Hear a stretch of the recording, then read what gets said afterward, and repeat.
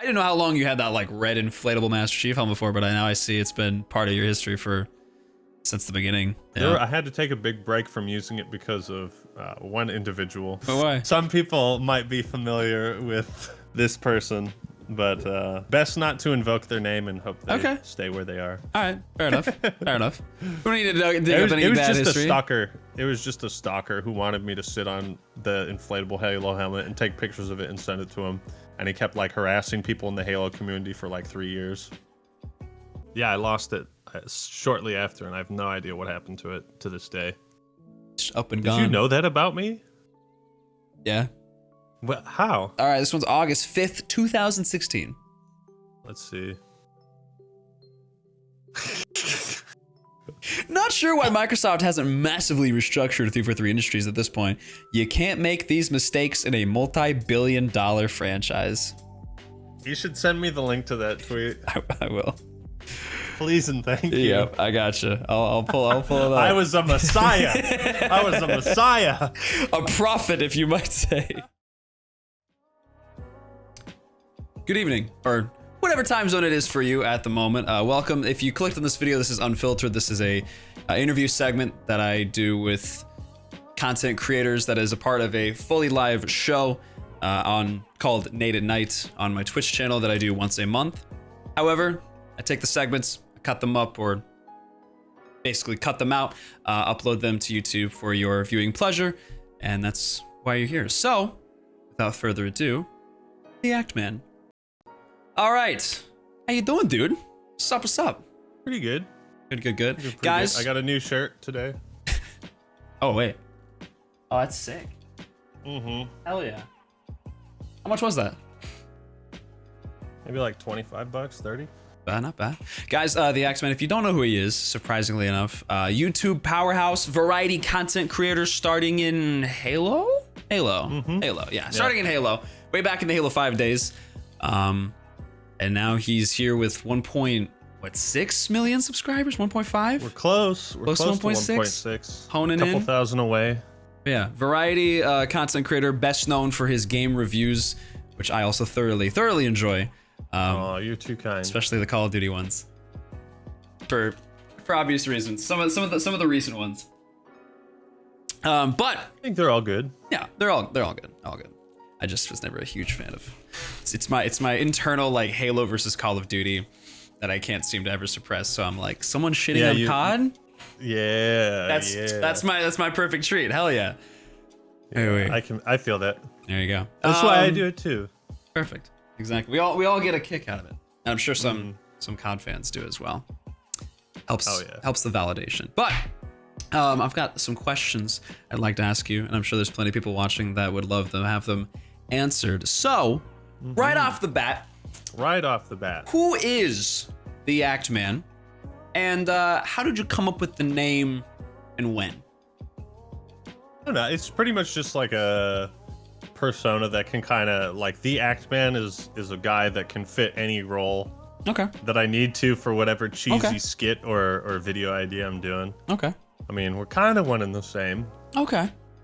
Me and my brothers originally wanted to do like a movie review channel, and it was going to be TheActMan, and then decided I was like, well, they're not as into the idea as I am, so I'm going solo, TheActMan.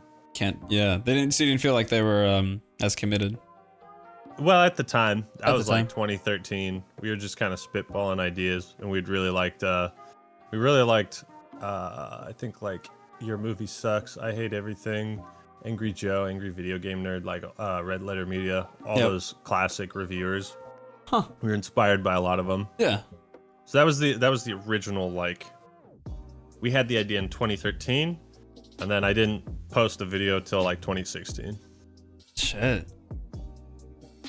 Yeah. It's crazy how like the phases a content creator will kind of go through to get to the point that they finally land on. I don't know if you ever watched like Harris Heller or Alpha Gaming. It's now Senpai Gaming. He's a big like Twitch YouTube creator, like tutorials and stuff like that. But if you go like, it's just crazy to kind of go to someone's channel and sort their videos by oldest and kind of see where they started. And it was weird because he started off as like a gaming content creator house of like him and his friends making Halo, like Halo 5 or just Halo videos in general. And then he's explained like very shortly after that, he realized no one watches Halo content anymore around that time, especially in the Halo 5 days. And so it wasn't really working out for him. So he eventually kind of, I don't know how he got to the point where it's just him, but. What was his name? Harris Heller, but it's also, I think if you just look up Senpai Gaming, he just recently changed from Alpha Gaming to Senpai Gaming. Yeah, some of his older videos were like him doing like it was like a 4-man Halo 5 video, some Halo Reach stuff. It was just crazy to see. And there's also like some videos of him like interviewing Ninja at Halo events and stuff. Oh yeah. Weird to see how far some will come. That is pretty cool. Yeah.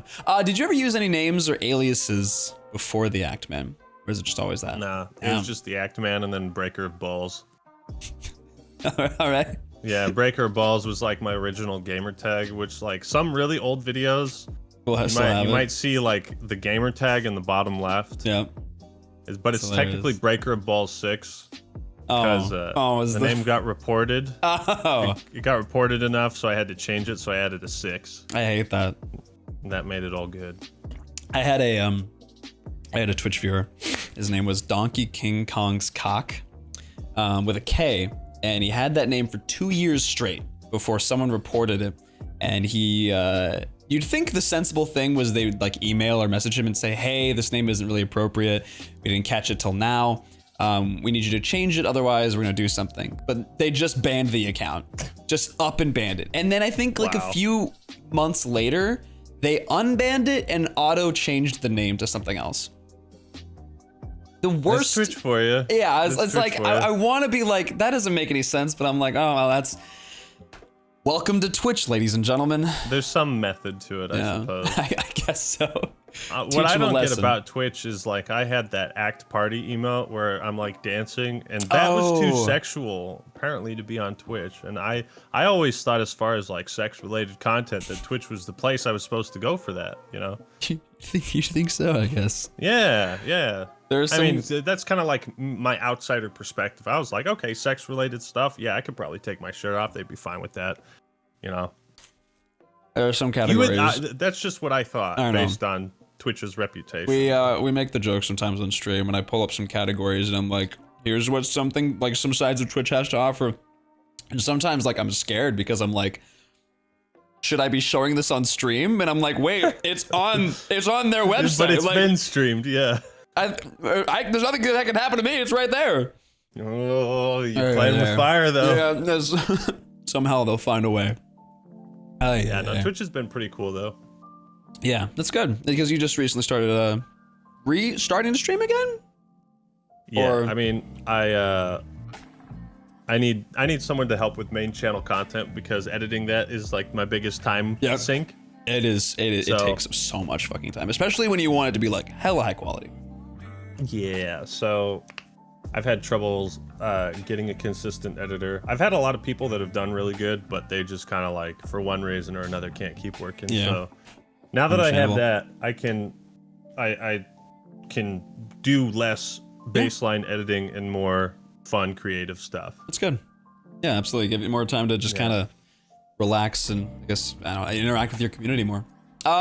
Yeah, so to answer your question, the ActMan is basically just whatever I need him to be. Perfect. For whether it's like Leon Kennedy or some, like I got a trash talking gaming video coming out, and I just put on like a fucking golf polo, and I'm like, I'm the act historian. I've cataloged all the trash talk of the last century.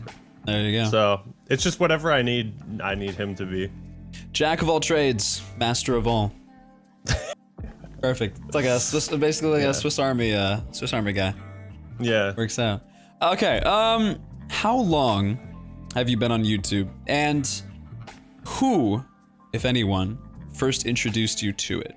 I know we're kind of getting to the point where like it's like, who introduced you to YouTube, and it's like, what do you mean? It's always been there. Like you're getting to that point. Yeah. With every year there's another person that's born that no one was born without YouTube, whereas you and I have existed in times where YouTube was never a thing.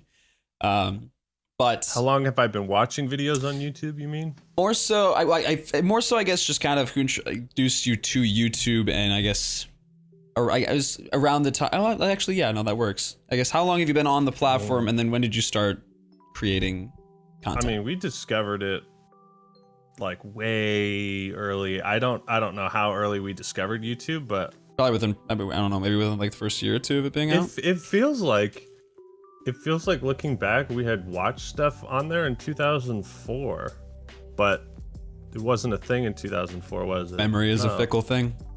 Yeah. No, we probably started watching stuff in like 5th grade, which would have been 2005 for me. Because did it come out? Was it 2005, 2006 when it came out? And then it was acquired by Google in 2006. That fast? Jesus. They made plays, dude. They made plays. I knew they eventually acquired it. I didn't. Damn. They saw a gold mine.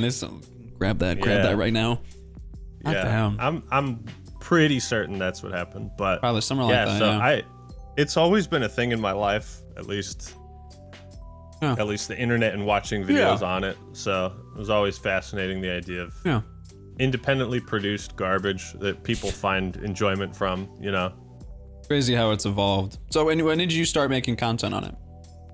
I started taking like video editing classes in college. So that was like 2014, 2015. I'd taken like some digital media in middle school, so I kind of knew a little bit about Photoshop, but once I took these classes, it was also like real world application stuff. So I went and worked on a TED Talk in like the back rooms. And, oh my God. You know, running wires and stuff. Dude, and that's setting up sick. cameras. Hell yeah. Yeah, so stuff like that was cool. I got a little like real hands-on experience and like kind of the more professional side.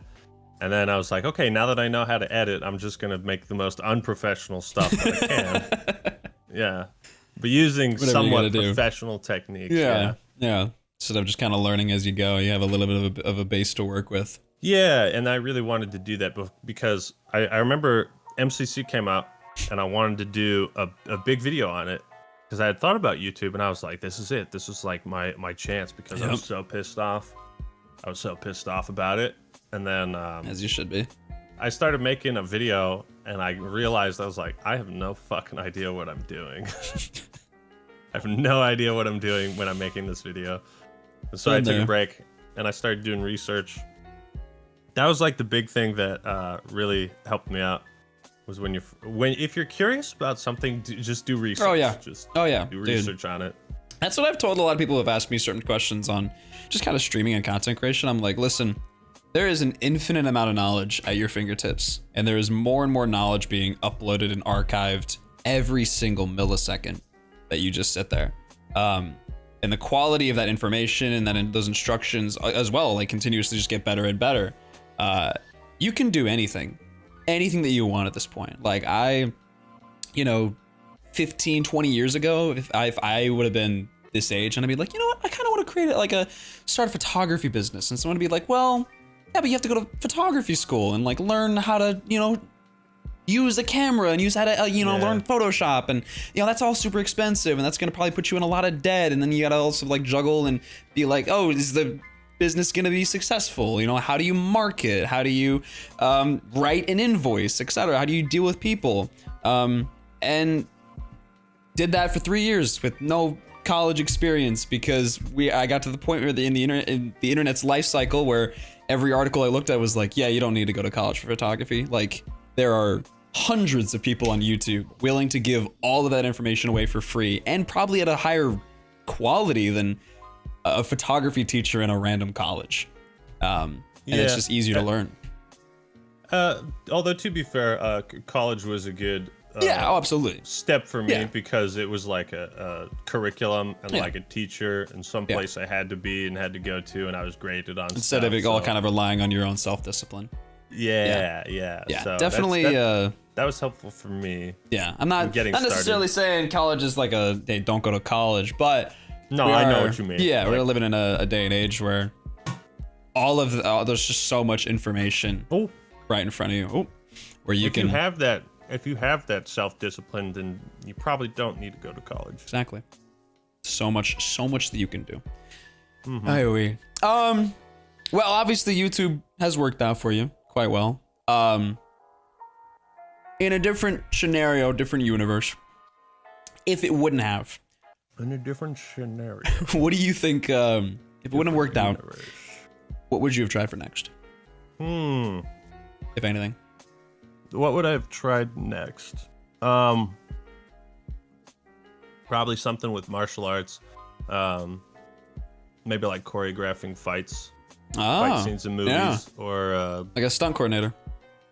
Yeah. Yeah. Yeah, something, maybe not stunts necessarily, but kind of like, I have a good like fight, more so like scene. fight choreographer. Sorry, excuse me. Yeah, because we did, I think those are like two different live things. performances. Yeah.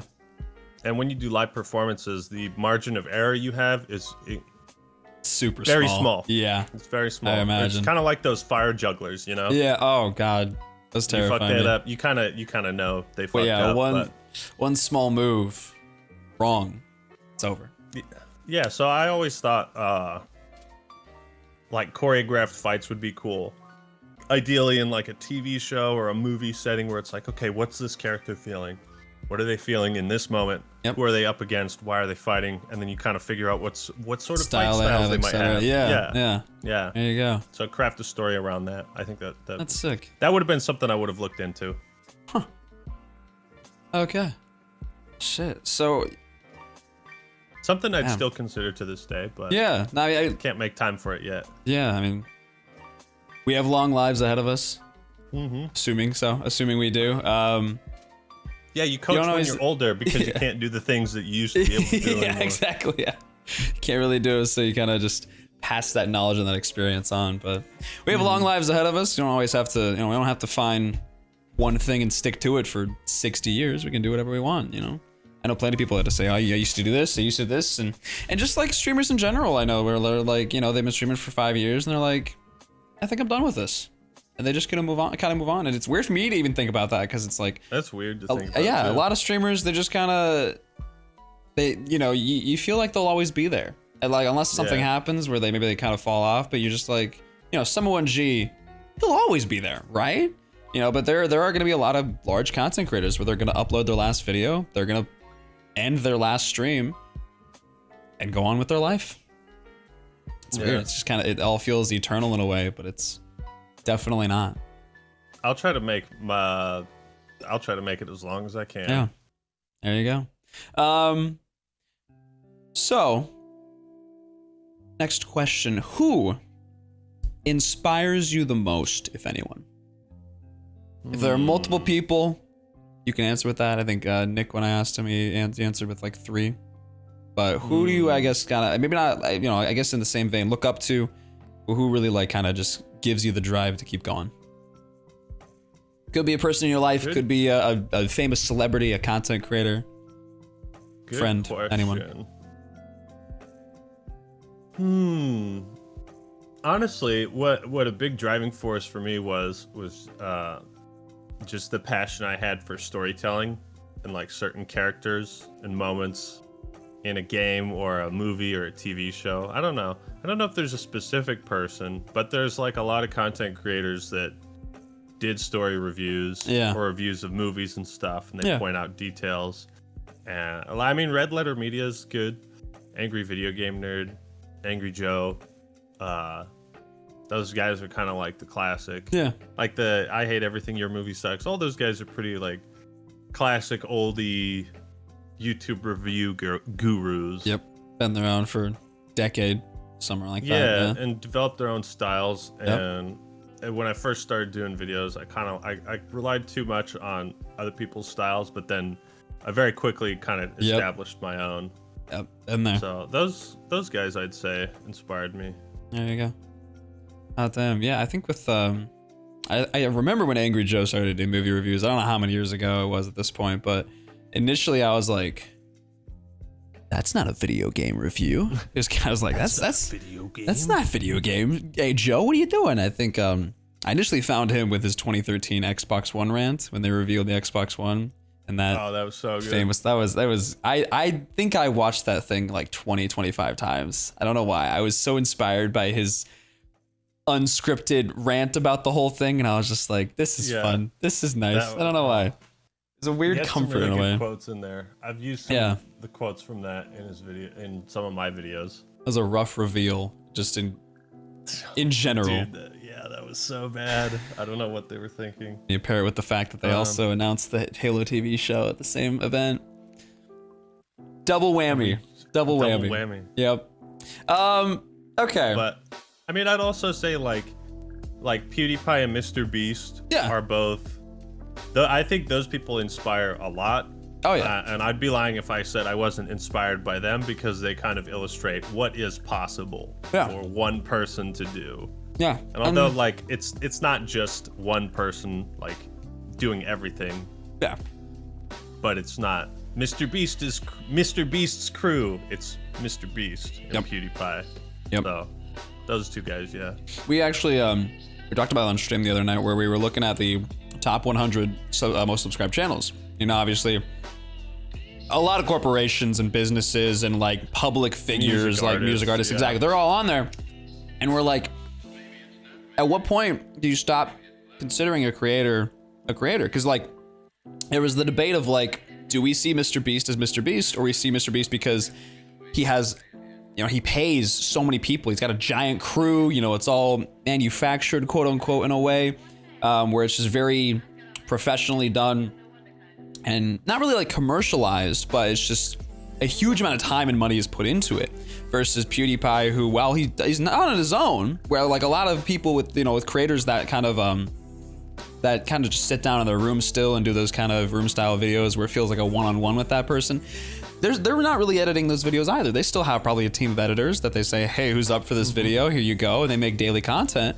So like, at what point do you draw the line and say, hey, this is a creator and this is a team? Because it's hard to define that, because like Mr. Beast is still the face, and you know, like we still like attribute it, the success and everything. The same way we look at a movie and we're like, oh, the director did such a good job on that movie. Realistically, there are hundreds and hundreds of people that came together with all their skills and talents to form that perfect movie. You know, we look at I can't remember, I'm blanking on it, but like Inception, Interstellar, I can't remember the director's name, unfortunately. I've seen Interstellar, yeah. But you kind of like, you're like, man, that director, what an amazing job he did all on his own. Yeah, but like so many people, while they're in the credits, they kind of go uncredited, or without them would have never been possible. So that's just kind of something we talked about. Working on some of those live sets, I can tell you that even though it was much smaller, like everyone was appreciated amongst each other. Yeah. Oh yeah. Like even the people that are gaffing, you know, putting down the tape and stuff, like those people are appreciated, but nobody's like sitting in the theater like, gaffer number 3, fuck yeah. Yep. Exactly. But yeah, it stops being a team if you can take that person out and like the channel still remains, I'd say. That's a good point. Yep. That is very much true. Which is kind of hard to like describe or figure out, but like those two guys made their channels. Yeah. Like created them from humble beginnings, and so they just kind of naturally evolved. Yeah. And into something bigger. It's really interesting just to watch their evolutions as well. Like every stage. JonTron's kind of similar in that vein too, but he still maintains the like one guy in a room kind of vibe. Absolutely, because he's got a crew as well. But yeah, it's they do a good job of maintaining like the spirit of what it used to be about, while still being able to scale up the production, the quality, the entertainment level. Like, you know, some of Mr. Beast's videos, they get me smiling, you know, they get me happy, and I don't even realize it. I'm sitting there and I'm like, I'm smiling right now in a room by myself. Anybody can watch those videos and have a good time. And it's also not too, he's also not too kid friendly. Exactly. He's like done a good job of that. It's he actually was having a conversation with MKBHD on Twitter the other day, and he was sharing his age analytics on YouTube, and it was like surprisingly, like the largest amount was 18 to 24 year olds, and then the next larger amount was just like the age range right above that.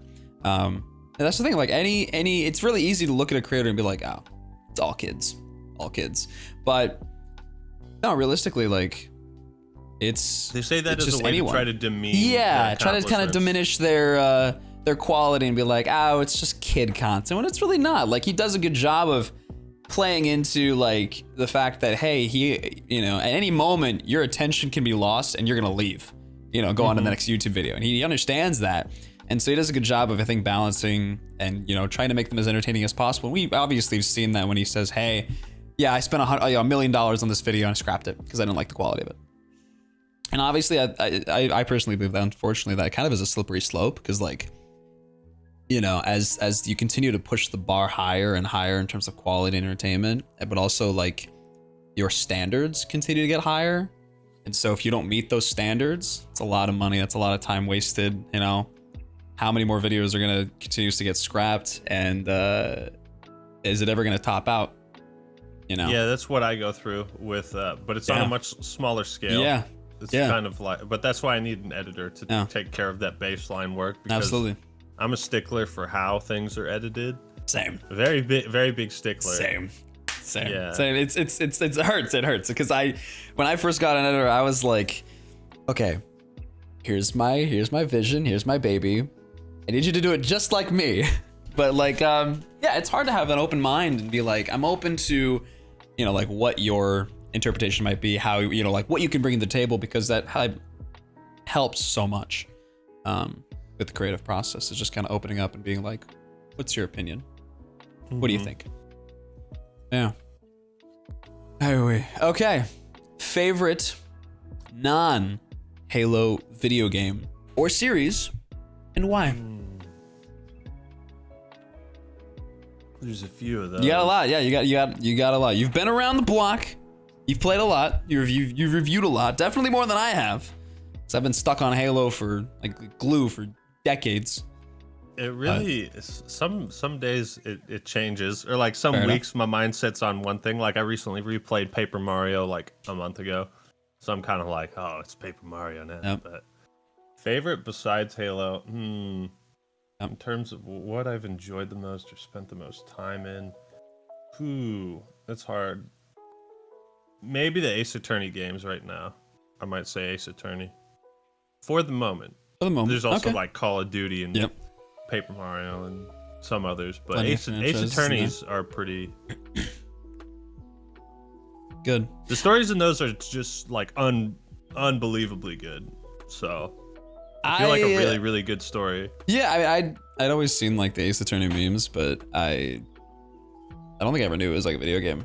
I'd never played it. You should try the first one. Try the first one. Get through the third case. If you still don't like the games after the third case, then you probably won't.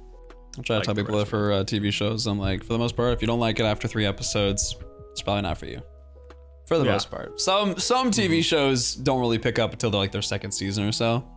Yeah, usually if you're not kicking in after 3 episodes, it's fair enough. I'll give it a try. But Ace Attorney for now. If you were to say like a year ago, if you can remember where you're at a year ago, what would you say then? Fuck. I don't know. I don't play Call of Duty as much anymore just because like I haven't really found a rhythm with the game since 2019. But even then, like I stopped playing that because I lost my account for bullshit reasons. And then Activision was like, you can get it back in a year from now. And I was like, fuck that. I don't care. Classic. So it would have been Call of Duty if that hadn't happened. Yeah, I mean, I bought these recently. These are pretty cool.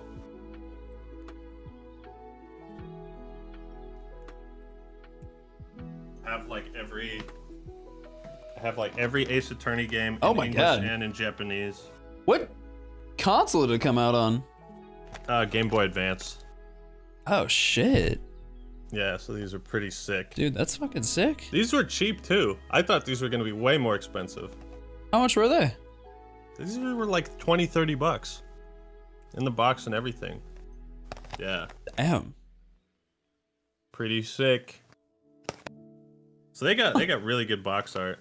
That's sick. But I collect all sorts of Ace Attorney, like because some of the games they only release in Japan. I wanted like every single physical copy of the games that has ever been released.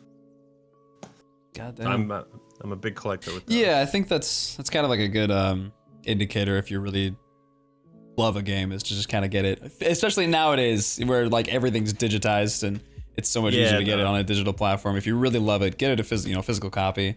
I did the same thing with vinyls. I'm like, if I think a record is good, beginning to start, pop it on a vinyl, display it up there. Yeah. There you go. Yeah, because you never know when World War III is going to happen and the internet just goes down forever. What are you going to do then? What are you going to do then? Everything's physical. Yep. Yeah. All right, here's a curveball maybe. Pokemon Gold and or Silver as a kid. What happened? What happened? What happened? What happened to me with those games? Yeah. I actually lost my version of Gold when I was really young. I got it for Christmas, and then I think How did you know? Shortly after? Yeah, I lost it shortly after, and I have no idea what happened to it to this day. Just up and gone. Did you know that about me? Yeah. Well, how? There's a website that has like, you know, it's kind of like a Wikipedia of you basically, and there's like trivia at the bottom, and I'm like, interesting. This day they put down the Gold version story. That's so weird, man. Yeah, it's like I feel like I got it for Christmas. ActMan got it for Christmas and lost it shortly after, and I was like, yeah. And then I didn't actually get to play through the whole game until like Heart Gold and Soul Silver. That sucks. Yeah. I think my parents were just like, you lost it. That's your fault. And I was like, fuck Christmas. Hate it to this day. Yeah. God damn. How do you know how far you got into it? Oh, not past the tutorial. When I first got it, it was like Christmas Eve, and then I lost it somehow at like a grandparents' house. I don't know if one of my cousins stole it. I don't think they did. That sucks. But yeah. How old were you? However old I was when it came out. Was that 2000? I think that was 2000. It's probably kindergarten. Jeez, when did it come out? And did on Pretty Gold sure it was come 2000. out? Was it 2000? November 21st, 1999. Ah, close enough. I was a mere 3 months old. Jesus. Yeah, I had probably 5 or 6 years on you. Yeah. I don't know if I ever played. I think I played Gold at one point. I think my that definitely was a curveball question. I was not expecting that. There you go. All right. Keep you on your toes then. All right. right. You did. Did some good research. Yeah, good. Happy you're enjoying it. We'll see how the rest of them go. All right. Here's a little bit of an easier one. You can only pick one video game to keep playing out of these 6 that I listed off. I don't know which of these you often you play. But Halo, League of Legends, any Star Wars game. Keep in mind these are franchises. Call of Duty, Fallout, or Pokemon. I can only pick one of those to keep playing. One of those franchises to keep playing. Fallout, Pokemon, Call of Duty, Star Wars, League of Legends, Halo. Star Wars. Star Wars? Star Wars. Star Wars. Sure. There you go. Because there's a lot of Star Wars games. Oh yeah. Some good, some not so good. But I guess Halo, that's kind of you got like the Forge and stuff with Halo. So you got custom games. Yeah, once you run out of stuff to do in those Star Wars games, then And I mean, there's how many? There's a shitload of them. Yeah, I mean, I also like how many of them can still be played online, assuming you want to play with other people. I mean, a lot of them are just good single player games, you know. Fair enough. Like Jedi Academy. I think the only Star Wars games I've actually played were the new Star Wars Battlefront 1 and 2. A few Lego Star Wars on my Lego Star Wars, Game Boy. The new one's pretty good. Yeah, I played it for one night and I returned it because I was like, this is great, but I don't think I'm ever gonna play this again.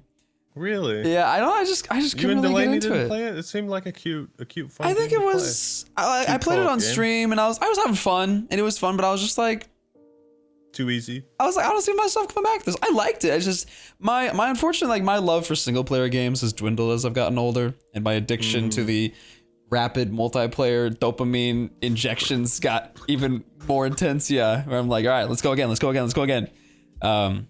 I get that. So it's hard for me to like really enjoy single players, and I hate it. Like I hate it because as a kid I played so many. You know, Wind Waker, a lot of the Zelda games, Super Mario Galaxy 1 and 2. Flip, dude, just any of them. I was like, I remember I wanted to 100% Super Mario Galaxy 2 so badly. And I don't think I could. I think I got really close, but I wanted to do that. There's always like one bitch ass star that's so hard oh to my get. God, dude, there's always one. I think it was the Luigi stars that were just such a bitch to try to get. Oh my God, pain in the ass. Coco's having a fit. I'm gonna take her upstairs now. Okay, you're good. You can ask Coco a real quick question if you would like. Coco, what's your state on the socioeconomic system at the moment? Rough. Wow, what an inspiring answer. Thank you for your vast knowledge and experience. Okay, Star Wars it is. All right. Mm-hmm. You know this question was coming. You've touched on it a lot. You've talked about it a lot. You've done a lot of videos on it. You've probably talked to it to God knows how many people. You've probably said it to God knows how many viewers, etc., commenters. It's been the state of the community for a while, but you don't have to go super in depth because I think you kind of have plenty of times. But thoughts on Halo Infinite, 9 months in, and future of the franchise. If you want to TLDR it, you can go for it. I mean, I always talk about it like whenever I feel like a surge of passion. Like recently after the Alpha Pack event, I was like, okay, I haven't really talked about Halo much, but it just how would I describe it overall? I would say that the community, like the hardcore Halo fans, will always want to bitch about Halo because I'm one of them, you know, so I know that kind of mindset of like, yeah, I love this thing, I'm never gonna stop loving it, I just want it to be like I want it to be close to my standards. Yeah. Not even at my standards. Yeah.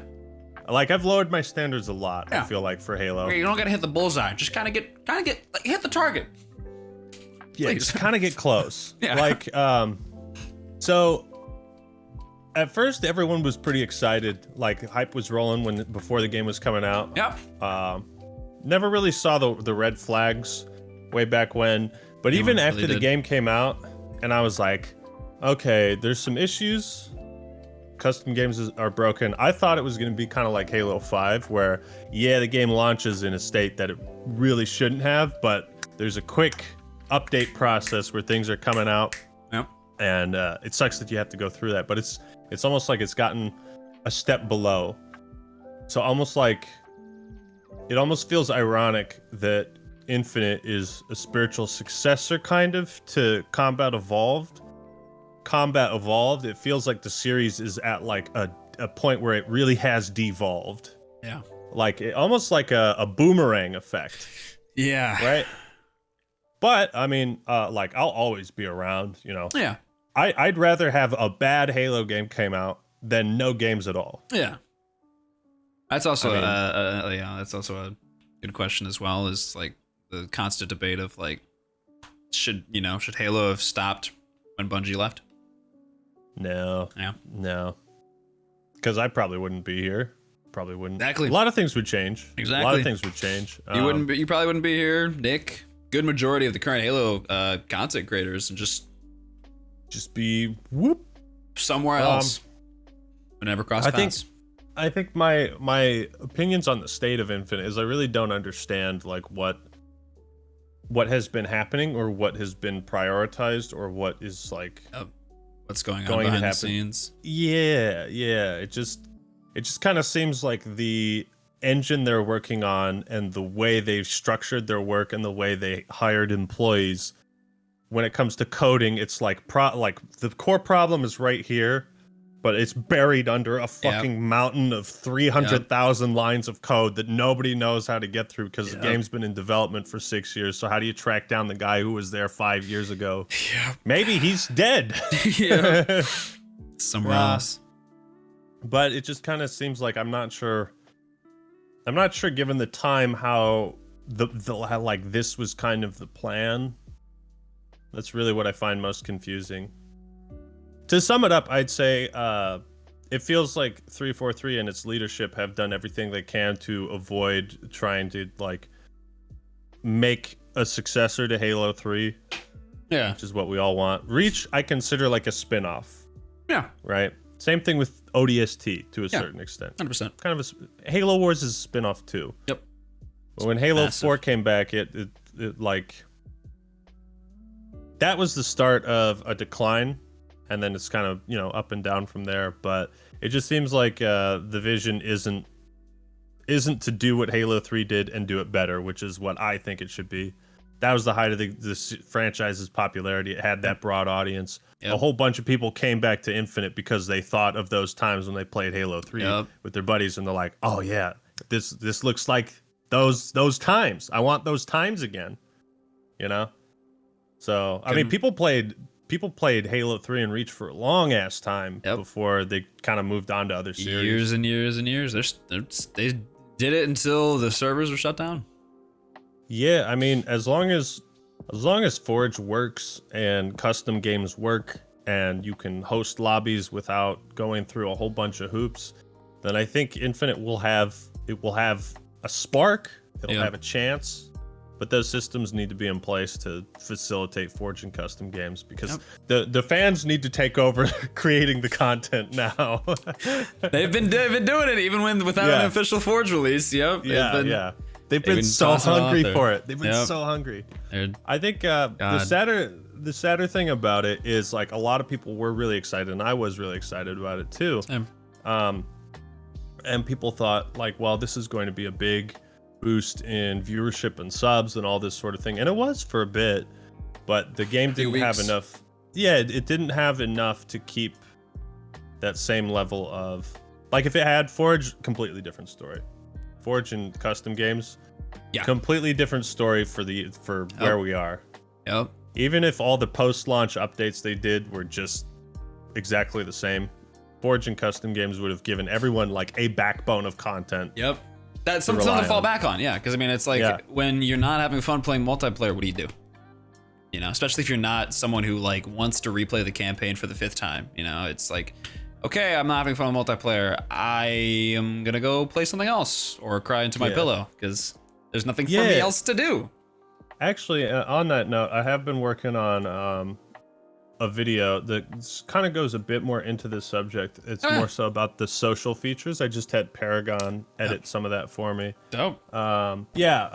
Social features. So the video's angle is all about the social features, and kind of like, one thing I say is if the file share feature got me to download a single game type and play one more round of Halo 3, then the file share did its job in keeping me playing longer than I would have. Yep. That's kind of the reasoning I use for a lot of the social features. You think about the party up feature. Now you have to manually select search for the next match, as opposed to, like, staying in the lobby, and that takes care of it for you. Sometimes that snap decision of, like, okay, do I want to search for another match? Sometimes that's all it takes to be like, it's no. like Netflix. Netflix will do the same thing for you. Be like, hey, next episode in 3, 2, you're not gonna watch the credits. Where we go? It's starting. You can't stop it. Forensic Files. Exactly. On a cold, dark morning, even after 14 people were murdered. Yeah. You know, it's like, even after you finish the series, they show, hey, what do you want to watch next? You want to keep going? Like, we'll show you previews of what to continue watching. And after a while, sometimes if you have the setting turned on, I'll be like, are you still watching? Yeah, we're just making sure. Just making sure you're not conserving, too much power here and too much data. But yeah, big thing, even YouTube. Big does thing that. I'd say for Halo is it started as a social game. It should always be a social game. Yep. Halo was the first game that came along. Not only was it a competent FPS on consoles, which was a fucking fever dream at the time outside of GoldenEye. Yep. But there weren't many games that you could play with up to 16 people. Oh. I mean, four TVs, 4 copies of the game, 4 consoles, and 16 controllers. It's a lot easier to lug around than 16 computers. Yep. To play like Quake or something. Yep. So, and then you go to Xbox Live. Bring your 50-pound PC on over with your 75-pound monitor. Let's go, guys. Yeah. God. So I think as far as Halo's identity goes, that's probably the biggest aspect that I think. Those are the roots of the social experience. Like, that's everything everyone ever remembers was every social experience they have. They don't think, oh, my favorite Halo memory. Oh, yeah, the one time I got a Killionaire when I was in my room alone with the lights off. That was my favorite memory. No, it's like it's always with someone else. Memory. Exactly. So with that, One, what is most important to you in a Halo game? If you were at 3 for 3 and you were like, hey, all right, you got this list of things that I guess aren't going to get done. Or they say, hey, this isn't going to be ready at like launch. You can pick one thing that is for sure there, rock solid, works through and through, and maybe is even like upgraded. I don't know, like what's like the one thing that you hold dear to you? For example, it's kind of like, hard to. It's kind of hard to pick one thing. Tarquin said theater. Theater is big for him, and that's why like Halo 5 and Halo Infinite. For anyone who needed theater to do something, doesn't work. I'd probably say like robust custom games, because for me it's pretty easy to get a bunch of people together to just be like, you want to fuck around? Let's fuck around. Exactly. So so I was like, I haven't tried to host a custom game night in like ever since the game came out, because it was always like weirdly inconsistent. Yeah. So I never really heard any updates on that, and then so I haven't. But I've done customs for like MCC, you know? So that's my jam. I tried. I was like a few weeks ago, and I don't know if I need to like reinstall my MCC, but there's something wrong with my account where like after a while of getting people into a lobby, it will no longer let me invite someone if I search their name. The option's just not there. Or when someone tries to join me, you just say, hey, add me on Xbox. It's on friends only. You can join. A lot of people say it doesn't work. Like they get a little pop-up saying. I think they changed that. They got rid of open lobbies in MCC. I think Chris Raygun was talking about that. I was like, why? Like, recently? I don't know. I've had it. Like it's like sometimes that's the thing. Like it works for some people and it works. Like it doesn't work for other people. It's so weird. So it is unfortunately lately it's been more of a hassle to get custom game lobbies going there. But at the same time, Halo Infinite's even worse, because I don't know if the issue is still there, but when the game launched, if you backed out of a custom game lobby, every setting you changed in that game type would reset. Gone. It would say on the main screen, hey, this is all good. And you start the game and it's all reset, and you're like, oh my god. And then they also couldn't save game types. I don't know if you can now. They haven't said anything. I don't know. You couldn't be like, oh, you want to go play this? And just click it. That's the thing with the first impression is like I spent hours the night Halo Infinite came out. I stayed up till like 2:33 coming up with custom games and testing them out. And then when I tried to play them the next day, I was like, all the settings were gone, and I was like, okay, I'm not gonna waste my time doing that until it's officially fixed. So I would say the most important thing like Halo should do is just give players as many reasons as possible to keep playing. That's really it. It's kind of the same philosophy I use to grow my own channel.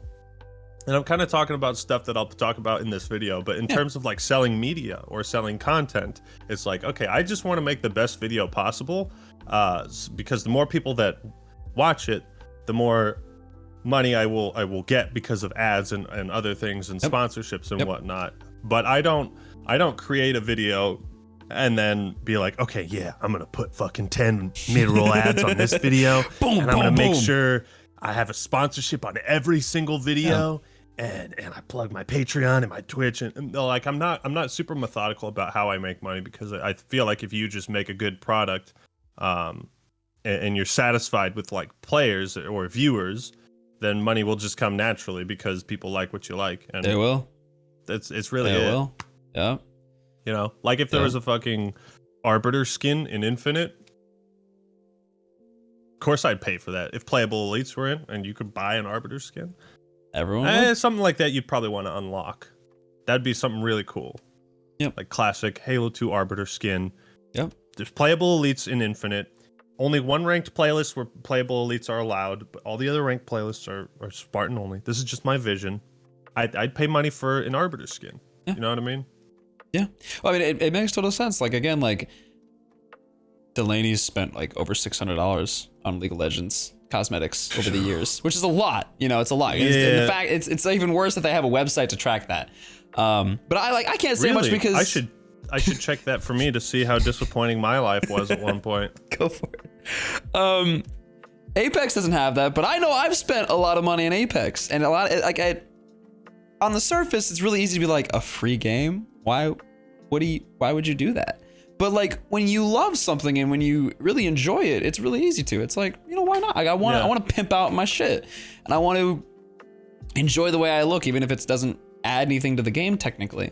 And like it's really multiverses. I played a few rounds of that, and I was like, man, that Shaggy outfit exactly for that little battle pass, like, exactly. And the battle pass is only $5. Easy peasy. Yeah. It's really easy to just be like, yeah, I'll invest money in this experience because I am enjoying it.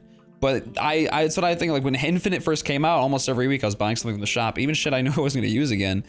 But again, it's because I was enjoying my time, but over time, when my experience started to dwindle and I started playing the game less and less and less because it was starting to make me annoyed and frustrated with the state of it more and more, anytime a new weekly shop would come out, I'd be like, you know, I like that, but I don't really want to. Once you get to a point where you start doubting the future investment you're going to give a game, and I think about this in a very corporate way. I try to think about it from like their perspective, right? They like, you want players first. That's what you want most. Anything else after that is secondary. Yep. Because if like people aren't going to spend money on a game they're not playing, and the game has lost players because of simple shit like not having a Slayer playlist at launch, you know, it's like simple shit. Stuff that anybody, you know, and it's not to get like super negative or anything. I know people are kind of tired of negativity. I try to take a balanced approach. Yeah, even I am. I totally understand it. It's everything that could have been said has been said by everyone.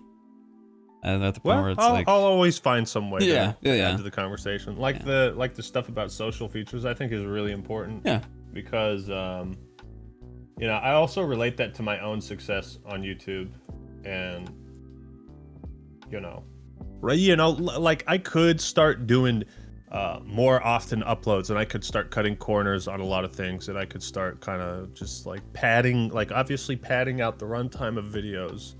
But once you start kind of sacrificing your creative vision, people see that, they feel it. Yep. They see that, and they're like, "This even isn't if they the don't realize same." it, they do. Yep. The thing about like, and I talk about this too, like Ace Attorney. I want a new Ace Attorney game that plays exactly like the last 6. And do you know why, Josiah? Why? Because I like what I like. That's it. I like what you made. Keep making more of it. There you go. For some people, it's like if they love what you make, they will never stop wanting more. Yeah. And that's kind of absolutely. That's what I think Halo should like. Just yeah. And I mean, more. like that's the thing. Like it can always, something that is good can always continue to evolve as long as it knows where their roots are. You know, if a Call tree. of Duty is the ultimate proof of that, because even though we all bitch and complain about the games, like at its core, it still provides that addicting like progression and everything that made COD 4 like the breakout hit that it was. So even though everything around Call of Duty and mainline Call of Duty games could possibly suck ass, they always have that core. It's like, well, it's still satisfying and fun to shoot people and level It's still up the and get same, new baby. guns. It's still so even if zombies sucks. But no, it's 100%. Like that's the thing. Like I love Halo Infinite and it's great. It's fun to play. Even a lot of like minor things are frustrating about it and they kind of take away from the experience, but it's still, the core is still there. There's just everything about it just isn't. Yeah, it's the support structure. Yeah. Like that's what social features are. They're because, you know, I kind of talked about this in a video on my second channel recently, but you know, the idea that Infinite loses a decent chunk of its player population, and then their first idea for season 2 is to launch a game mode where you play by yourself. Yeah. That was the most frustrating. Like I get the whole LSS play by yourself. I was like, okay, I can accept that. I had fun with it. Yeah, you also launched FFA playlist, finally, a Rumble Pit playlist, but I also can't play that with anyone else. So even when I stream, I'm like, all right, guys, I'm gonna play a little bit of Rumble Pit by myself, and then we'll go play PTB. Like, I don't want to have to do that because I didn't have to do that in MCC. We could all have fun, and we could just dick around. And then, but now it's like, all right, I have to do this by myself. And so like I go stream and I'm like decentivized. I'm like, I want to play with the people who want to play with me, but I also want to play Rumble Pit because I love free for all. I'd love not having to rely on my team, but I can't. So then do you that. would go to custom, and then you wouldn't be. But then you wouldn't be engaging with the game the way the developers want you to. Exactly. So, yeah, it just that's kind of what I mean when I say like players are more important. Absolutely. Right. Absolutely. Like it's more important than how much money you make, because at the end of the day, the players are your source of revenue, especially if you are free to play like live service and your sales are no longer coming from sales of the like campaign. You know, that's kind of like half of their revenue, if not. I mean, I don't know what the ratio might be, but yeah. I think the biggest thing is that their business model has never matched up for what Halo is supposed to be, and where Halo would succeed at its best. So social features extremely important. It's best analogy I can give it is I feel like I'm getting up on a ladder every time I go to play Halo Infinite. Someone's shaking it, and I'm like, stop shaking the ladder. I don't like when you shake the ladder while I'm up here. I get down and I'm like, why'd you shake the ladder? And they're like, well, sorry, I couldn't help it. And I'm like, okay. I couldn't help myself. And I come back and I'm like, you keep shaking the ladder. I don't want to be up here if you keep shaking the ladder. I'm gonna go get on that person's ladder because that person's ladder isn't shaking. They've got 4 people holding it. I'm safe and secure up there. I don't want to keep coming back here.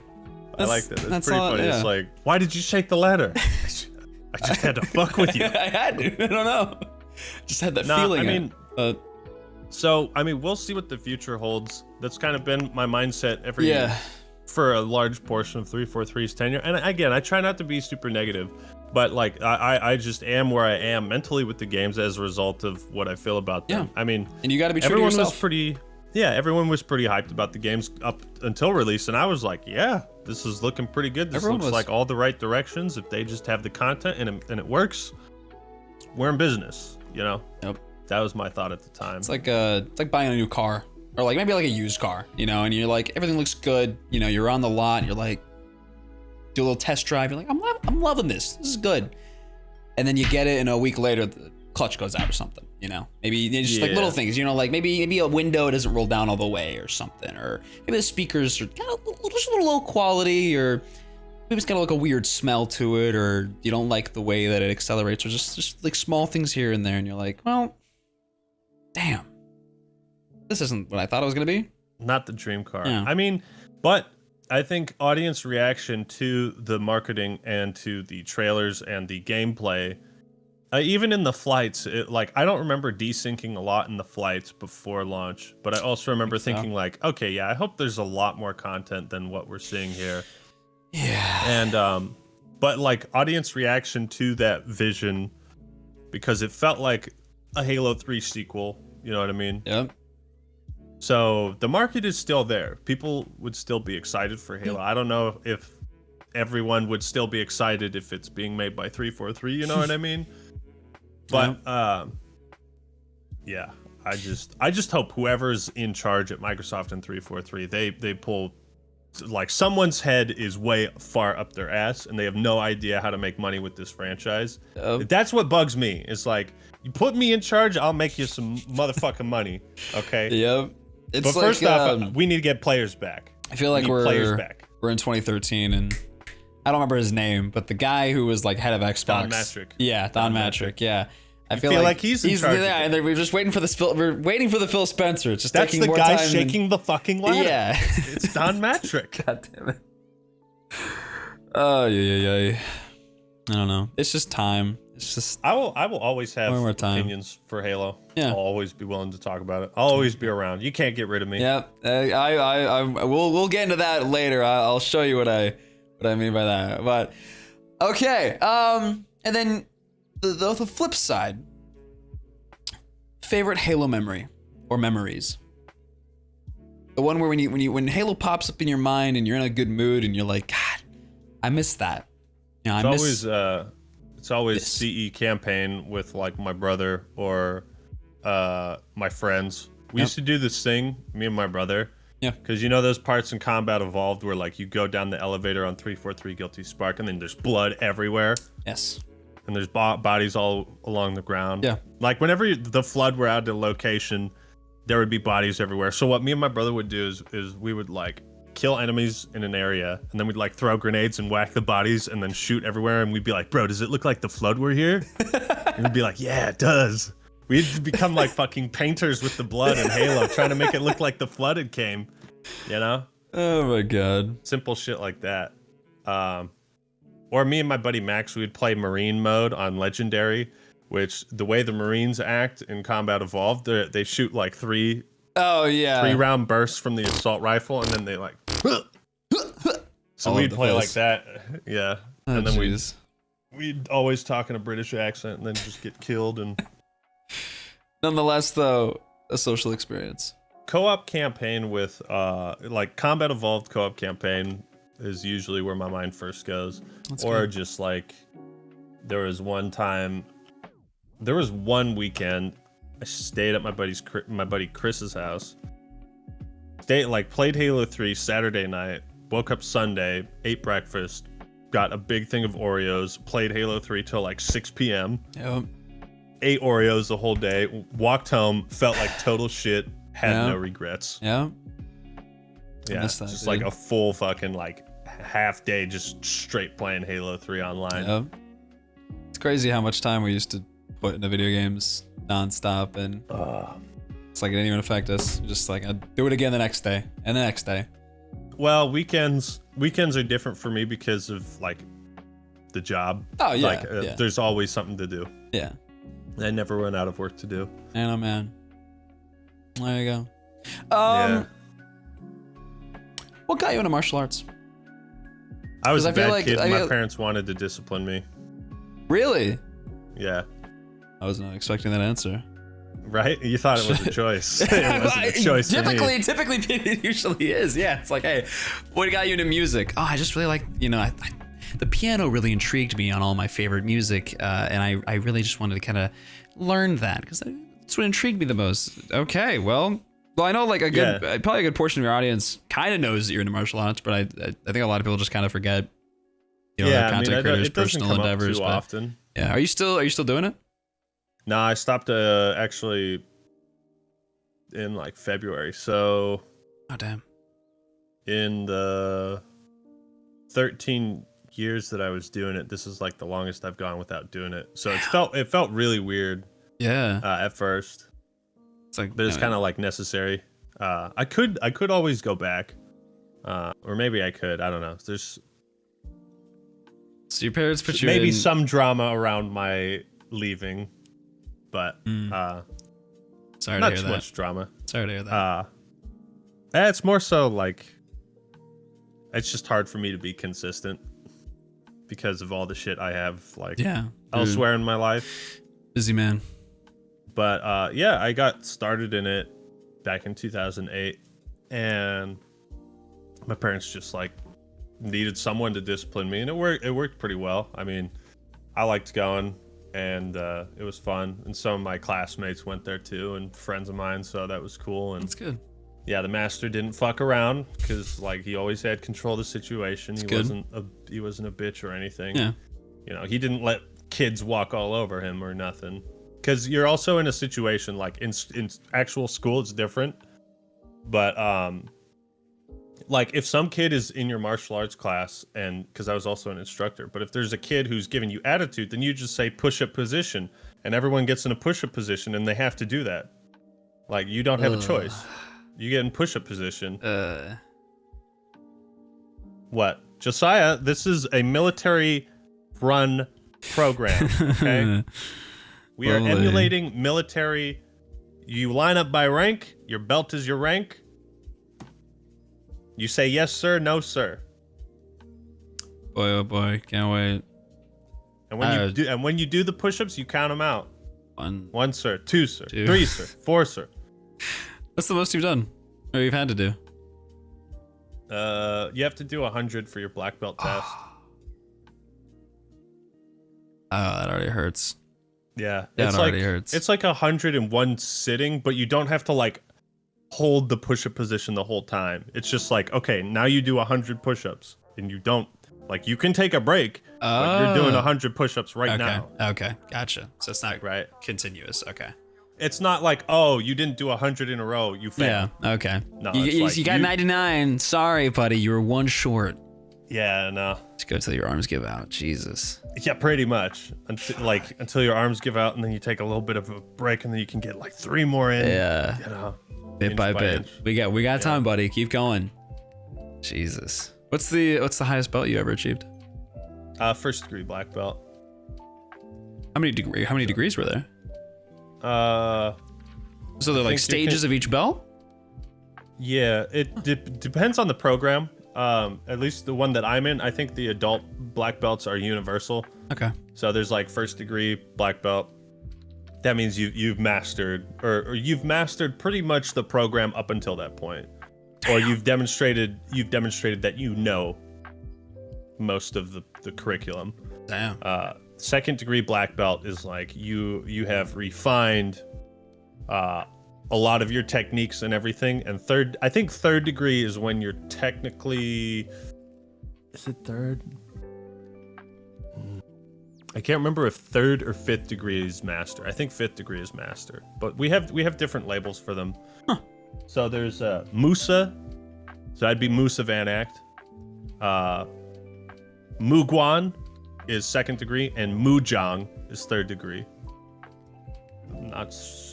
I'm not sure what fourth degree is, but I'm pretty sure fifth degree is master. Now that I think about it, yes. Shit. And then eighth degree is grandmaster, which is what my master got promoted to. Eighth? Yeah. Because he was at fifth degree master, like teaching for like 20 fucking years. And then the last founding father of Taekwondo came back and like started going around to all these academies and kind of like leaving his legacy, you know? So he came and he gave my master 8th degree grandmaster status. Shit. Yeah. So that was the supreme grandmaster. So like, and he just recently passed away. I think the last founding father of Taekwondo. Yeah, like a year ago maybe. Yeah. So dude was a fucking badass, man. Yeah, He's fucking imagine. in better shape than I was. Yeah. And he was in his 80s. Master Jesus, yeah. No excuses. No excuses, man. At all. That guy's hardcore. Oh, I'm 25 and my back hurts. Okay, all right. Well, this 85-year-old can take his leg and stick it up in the air. Kick up. God damn. I was my leg's probably there you go. Yeah, go for it. I can't do that. I don't even know if I could go 90 degrees. Look at that, dude. Maybe. I don't know. I mean, if you look from here. Yeah, look from the side. Maybe my back is. Jesus. My back is bending a bit. You might as well kick your own face in. Jesus, yeah, that goes over your head. It's like the halftime. I like those kicks. That's insane. These are like. Yeah, get a little style to it. Yeah. We'll jump into it. A little bump bump. Yeah, it's like you lift up and then kick like that. A little fake out. A little boom boom. Yeah. You think it's coming from this side, but it's actually coming from this side. Oh, we also have like switch positions, stuff like that. That's sick. So, okay, so martial arts, is that like the umbrella category or like name for it all? Because I know there's like karate, taekwondo. Yeah. Okay. Yeah, it's martial arts. So were you doing like something like a specific subject? Because my older siblings did karate growing up. Oh, okay. Korean kickboxing is like the style and the country of origin. Gotcha.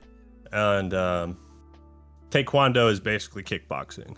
Oh. It's like you're using your hands and feet, striking, you know, and there's some takedowns, but there's not a huge emphasis on takedowns necessarily. Gotcha. It's more about like striking and angles of strikes and palm thrust and ridge hand, you know, knife hand chop, high X block.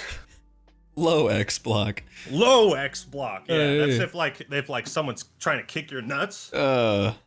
You grab right there, you know, and then you can grab their leg, and then you can do whatever you want. Yeah.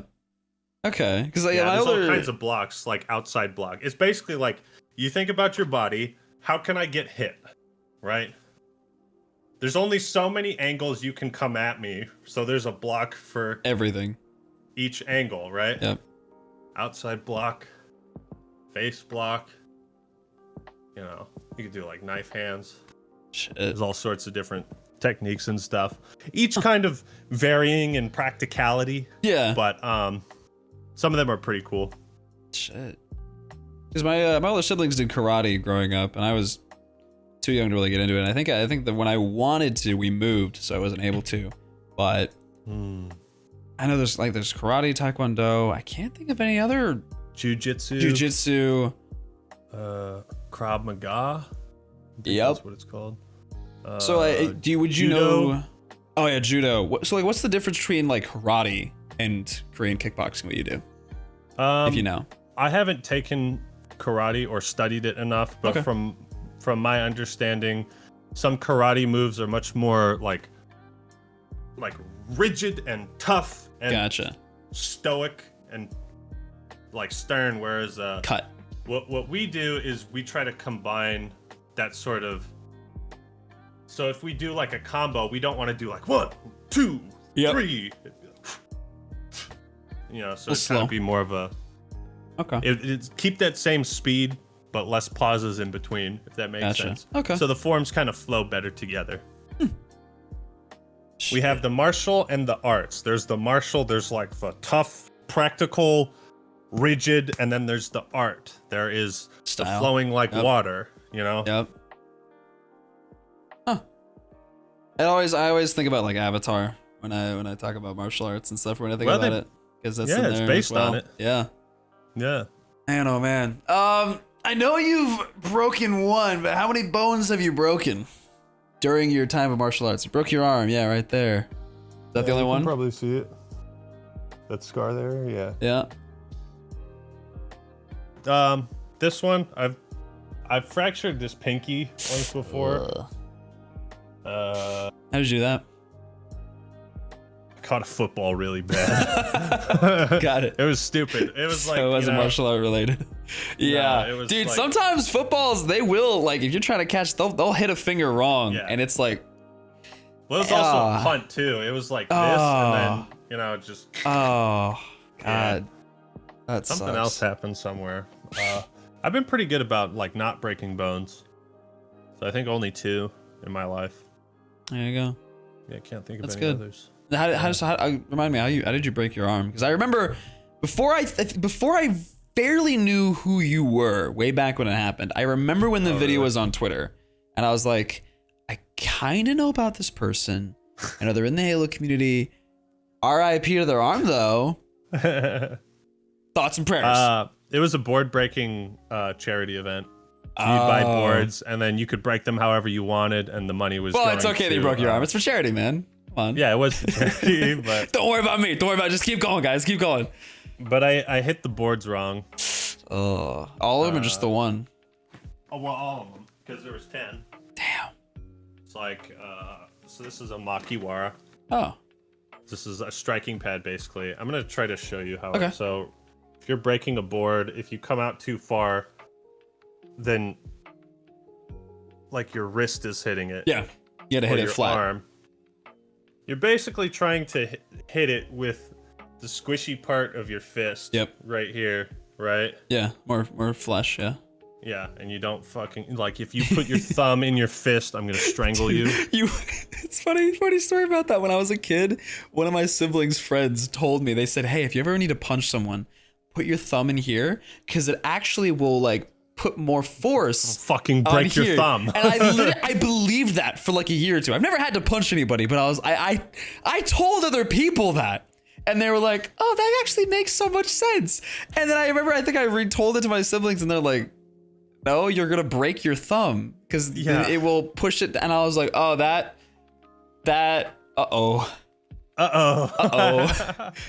someone out there is gonna get a broken thumb. Hopefully not, but kids are so fucking gullible. You can tell them anything with enough confidence. They're like, that actually is really smart, man. I'm gonna start punching like this. I wonder why nobody else does this. So I just hit. So you hit a little too low. Yeah. Gotcha. I broke them all. I broke the boards. I knew I was going to. Do you know when your arm broke? Was it on like the last one or something? Oh, I don't know. Oh, you didn't know it. At one, like, was there just like enough like adrenaline, or did you not know? Like, when did you know you broke your arm? I knew something was wrong like right away, but it didn't start really hurting. I mean, if you want, you can put the clip, or you can check the clip when you have time, but somewhere in there. It's pretty funny. Anyway, and that was that 2019? Yeah, that was 3 years ago. Yeah. 3 years ago. God damn. 3 long years. Anyway, you wish you never wish to break any bone, and then it just kind of happens, and you're like, I got it on film, so that was something. Yep. That was, at least I didn't, there's proof of it. And I broke the boards. Yep. And there's a lot of great comments in that video. Like, boards don't hit back. Oh, yeah? Or it's like, yeah, Bruce Lee has that quote where he said, boards don't hit back. And then it's ActMan. So that was a fucking lie. Yeah. So that was a fucking lie. Oh, my God. Yeah. That's great. God damn. How many boards did you have to break there? Was it 5, 10? I chose 10, which was a lot. Are they half inch thick? I think that's what I usually hear they are. We have different types. It was, Okay. I think, adult boards for me. Maybe, I can't remember. There's like little dragon boards, which was for like age groups, like 4 through 8. Yeah. So it's something that like you and I, if with just one, I could break that shit with one finger easy. Fair enough. Yeah, I mean, no 6-year-old's gonna pop a half-inch board in half. Okay. Well, but they'll have they might break like a few of those, but they're just really easy. And then there's like children boards and then adult boards. Adult boards are the real deal. Pretty good to break like 3 or 4. Okay. Are they all made out of the same wood? I think so. Yeah, it's not like you go to fucking Home Ace Depot, Hardware and you pick up a 2x4. No, it's like that's lumber to build a house. Yeah. Okay. Damn. This is wood that we buy and it's made so that it is breakable, right? Instead of something that you need a saw to get in half, or like your yeah. full body weight to jump on and try to snap in half. I have ripped a phone book in half. Damn.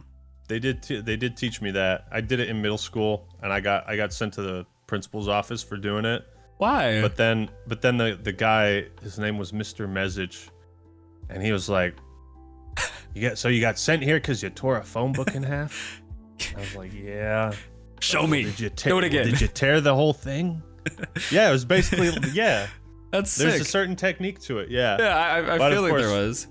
We don't have phone books much anymore. Yeah. But like literally, you could break. There's also a really cool technique. If this is like a glass bottle, you take the cap off, and you fill it up with water. Okay. Right. If you hit it just right with enough pressure, the bottom will fall out, and it'll create a perfect hole in the bottom of the glass. Don't try that at home. Don't try that. You have to know the fucking technique. I'm good. Yeah.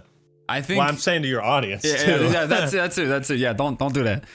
Yeah, don't try that. I've seen videos of people like taking an apple and with the right technique, they just like crack it right in half, and that's so fucking insane. Because sometimes you have a little apple cutter and you're trying to get in there, and you're like, God, this thing is strong. But yeah, I think the first time I saw someone rip a phone book in half, I feel like I woke up like middle of the night and I see the TV on or something, and they're just on those like really weird infomercials or like really late night night shows, talk shows, it's someone, I'm just watching someone and they have a phone book, like a giant phone book. This guy is ripped, and I feel like I remember he was like trying for a world record or something, because I think his hands were bleeding by the end of it, so he's just ripping phone books and continuously doing it. It's a sport, as everything is a sport at this point, but God, it was rough by the end of it, but especially because some phone books are larger than others, but 40. Yeah, so there's a lot of fun martial arts stuff that I've done over the years. Yeah, that's awesome. All right, so new section, new little bit that I'm trying to implement from here on out. This is a community question.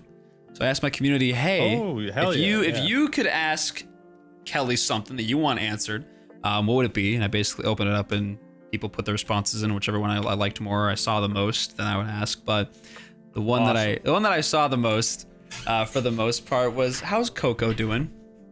She's getting up there. She's old. Getting up there. How long you guys been together? Can't walk around too much. What's that? How long have you guys been together? Or like how long have you had her? 14 14 years. So we got her the same year I started going to martial arts. Oh. Yeah. Oh, damn. Yeah, 2008. So it's pretty old for a pit bull, but I think they can still get a bit older. She just can't move around too well anymore. She doesn't really like bite her toys or play too much. So it's all just like affection and love and treats. I can still make her bark and shake and stay. My favorite thing was to like put the treats on her nose and just be like, stay. And she would do it. That's so cute. So she's doing good. That's good. That's good. So you said pit bull. Jeez. Purebred. Pure. Damn. How did you? So martial arts. Did you get them or did your parents? My mom. My mom knew a guy who was coincidentally also into like kickboxing. He would actually like do fights and stuff, but he had a pit bull and he knew of some pit bull breeds or that like, you know, dogs that had recently had a litter of puppies. And so my mom was able to get us one of those puppies. It turned out to be Coco. That's awesome. Yeah. Oh man. There's like one picture of my brother with Coco and this other pit bull Zoe, both like laying on each side of the couch, and he's got like his hands on it. It's like two bitches. Yeah. Because they're both female dogs, but they're like big. Anyway. Yeah, I mean you're carrying her around. Lordy. Yeah. All right. She's about 80 pounds. Jeez.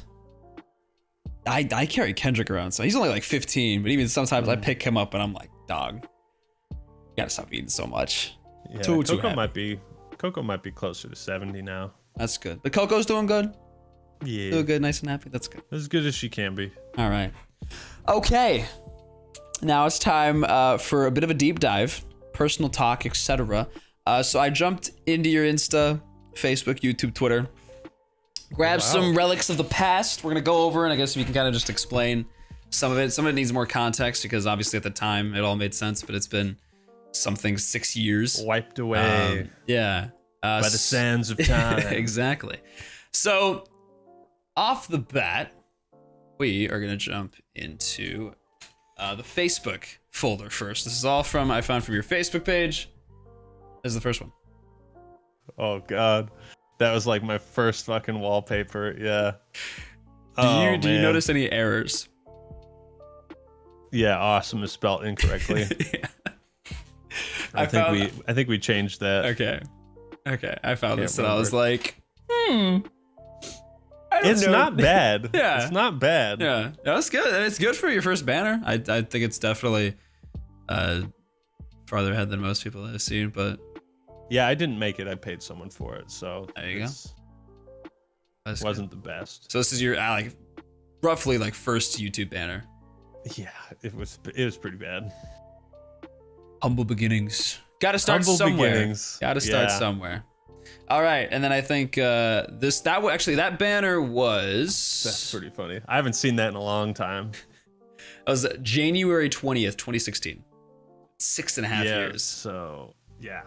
God damn. I changed that pretty quickly, I think. There you go. After like a few thousand subs, I think I changed it to something else. This next picture is January 25th, 2016. Oh, shortly. Yeah, there it is. Original. Is this the original? That's the original. I should turn it into an NFT. So what is this? Like, what was the inspiration or like idea behind this? Is it just like holding like a gun or something, or is it?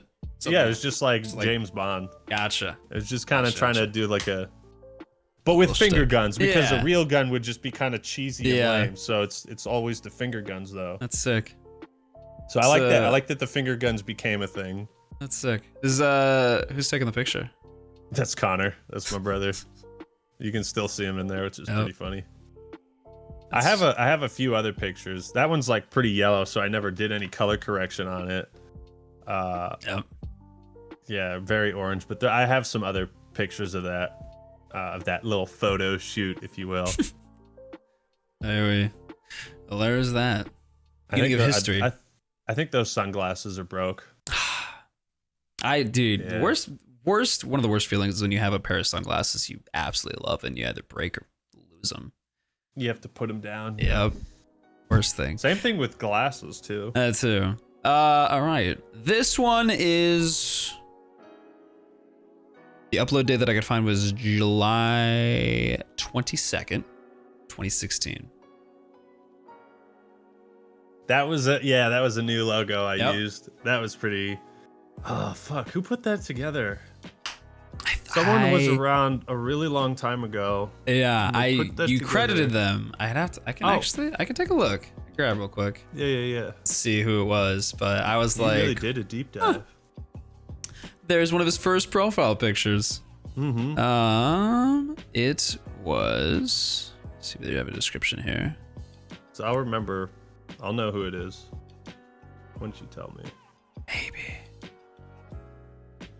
I don't know if you did. Cheese.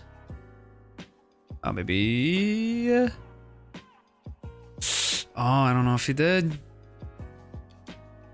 Bummer drag, man. Yeah, that was fortunate. I think someone had just put that together though. I didn't like commission them, but I liked it so much I started. I think that's what maybe it was on your Maybe it might have been on your Instagram that you said. No. Check that. Maybe not. No, Actually, yeah, no. My Instagram was made after 2016. True. I didn't get the point of Instagram until like 2018. Fair enough. Fair enough. Okay, that was your. Wow. Yeah, that was like my second first profile logo. picture. Yeah. It was like, wow, that looks sick. Actually put that together. Yeah. So how long Not did this bad, last actually. for? If you can remember, until you changed it. Maybe like a half year.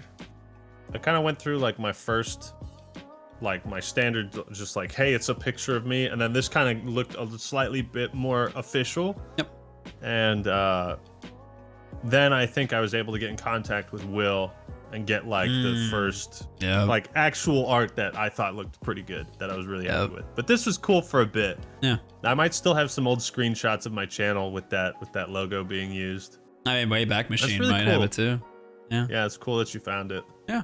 I didn't know how long you had that like red inflatable Master Chief helmet before, but now I see it's been part of your history since the beginning. For a bit. Yeah. I had to take a big break from using it because of one individual. But why? Some people might be familiar with this person, but best not to invoke their name and hope they stay where they are. All right, fair enough. Fair enough. We don't need to dig It up any was bad just history. a stalker. It was just a stalker who wanted me to sit on the inflatable Halo helmet and take pictures of it and send it to him.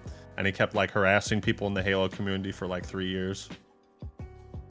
Yeah. Okay. And then he started pretending to be a 343 employee called what was it? Oh, what was his name? It was super funny.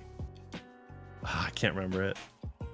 But it was like a thing because he would keep hitting up other Halo creators and other people in the Halo community, and he would like hit up people on my Xbox Live friends list, and they would message me like, "Hey, this guy is saying some weird shit," and I'd be like, "Just ignore him," you know. That's so weird. And it happened like I blocked like 30 accounts of this guy. It was crazy. All right. Yeah. So I stopped wearing it for a bit until he was like well gone. Okay. Yeah. So now I can bring it back every now and then. Huh.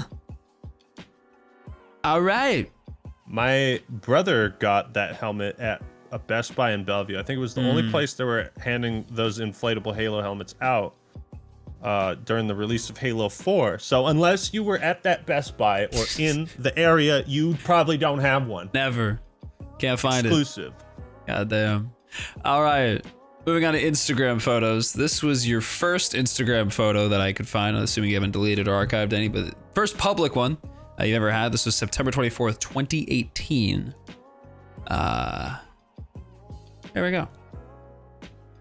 Mm-hmm. Pretty good. Little picture of Coco. Yeah, she could still run around back then. Chilling. Yeah, the pink collar. Almost 4 years old in terms of that photo. I fancy myself a photographer. Well, here's the next one. This is the first technical, I guess, kind of selfie. You could argue that it is. Oh, I know. Yeah, that was pretty bad. My buddy Phil took that picture. He was like, "You have an Instagram? Why aren't you posting on it?" I was like, "I don't know." I don't know. Here you go, So buddy. he took this picture. The guy who's drinking, like the guy with the beard, he took that photo. It's not even looking. While posing with the beer, which is. Should we do another one? No. All right. All right. This was that one was. That was at a bar. October 3rd, 2018. Mm-hmm. God damn. All right. Next up. Funny. This one is October 8th, 2018. This is a video of. I might know what it is. Butterfly kicks. Oh. Yeah. Go. Whenever you're ready. I was watching this and I was like, damn. Yeah, my hair was pretty long. Pretty long, yeah. That was bad. So what is a butterfly kick? Oh, hold on. Switch to vertical so I could get all of you. It's basically Otherwise, that. I'd be filming in portrait right now, or landscape rather, not portrait, because. That's Chandler filming. And then I fuck that up. And then I fuck up that one. And then I do one more good one. Tiger Woods shit there. Like halfway through the downswing. Yeah, that was pretty good. What is a butterfly kick? It's basically, I mean, you can do it from a standing position. The way that I was doing it was like this way because you can get some momentum. Okay. It's an easier process. Gotcha. You're basically like, you're here, you know, you do a 1-2, and then you have to go down, and this leg comes up, and then this leg comes up, and then that's how you land. So you saw it's like a, let's see. Okay, okay, yeah. Table. The motion is kind of just like, Gotcha. right? What's the purpose of it? It looks really cool. Okay. It's also like practically it's like a get off me. So like when Darth Maul does it, I mean he doesn't do it when anybody's near him, but you know, if you're backing up and you throw your legs up in the air. True. Little defense. Okay, that's fair enough. Yeah. Fair enough. So you could use it to advance. I just like it because it looks really cool. All right. Let's do a Yeah. All right. You found that. There you go. Now I get to flex on people. Yeah. Works out. All right. Moving on to Twitter. I have your very first tweet from July 6th, 2016. How did you find it? God. Using Twitter's Is this advanced how you search. Twitter? Guys, is this how you Twitter? I don't know if it's how you Twitter. 8:47 p.m. Is this how you Twitter? I'm new to this platform. Oh, that was close to my birthday. There you go. And then I've got a few more.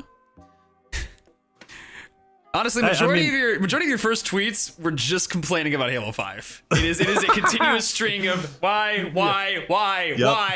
and I'm like, fair enough. Yeah, fair enough. So Let's see. This one is more of like a Some great news about the future of Man. Halo, specifically Halo 6. I think I did one video where I think I found like some article that had a release date tacked on there or something. Yeah. or some like release time window. I don't know. It was all speculation on my part, but I thought it was something at the time. Most Halo 6 videos back then were pure speculation. Man. Yeah. Yeah. That's all we had for years. Yup. But then I kind of was like, yeah, I don't really want to go into the whole like wild speculation about completely like innocuous facts type of content where I just have to like make up bullshit. You know, I don't really, I didn't really like making that type of content. Fair enough. Because it felt like there were some ethical problems with it. Fair enough. Yep. Yep.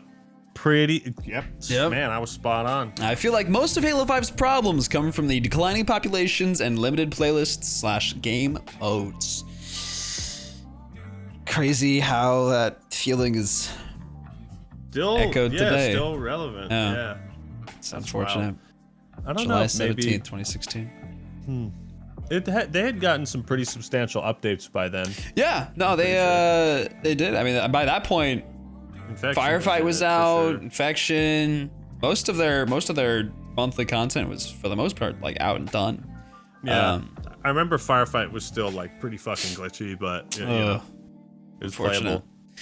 Oh yeah, and they had there was like those very end of the matches where you had to like blast your way into the back of the base and kill some boss, and you needed some like really, really tough weapons to get there. Yep. Oh, that was always a pain in the ass. There are some Warzone Firefight matches that some that are easier than others, but some that are genuinely impossible. It's like, yeah, if everybody doesn't have a Hannibal Scorpion, game over. Yeah, because they all had the time limits. Yep. Actual pain in the ass. All right, this one's August 5th, 2016. Let's see. Not sure why Microsoft hasn't massively restructured 343 Industries at this point. You can't make these mistakes in a multi-billion-dollar franchise. You should send me the link to that tweet. I will. Please and thank you. Yep, I gotcha. I'll pull it up. I was a messiah. I was a messiah. A prophet, if you might say. Oh wait, 1:26 a.m. That's pretty funny. Fortunately, wow, kept going. you did a deep dive. Deep dive. This one came 18 days later at 3:02 a.m.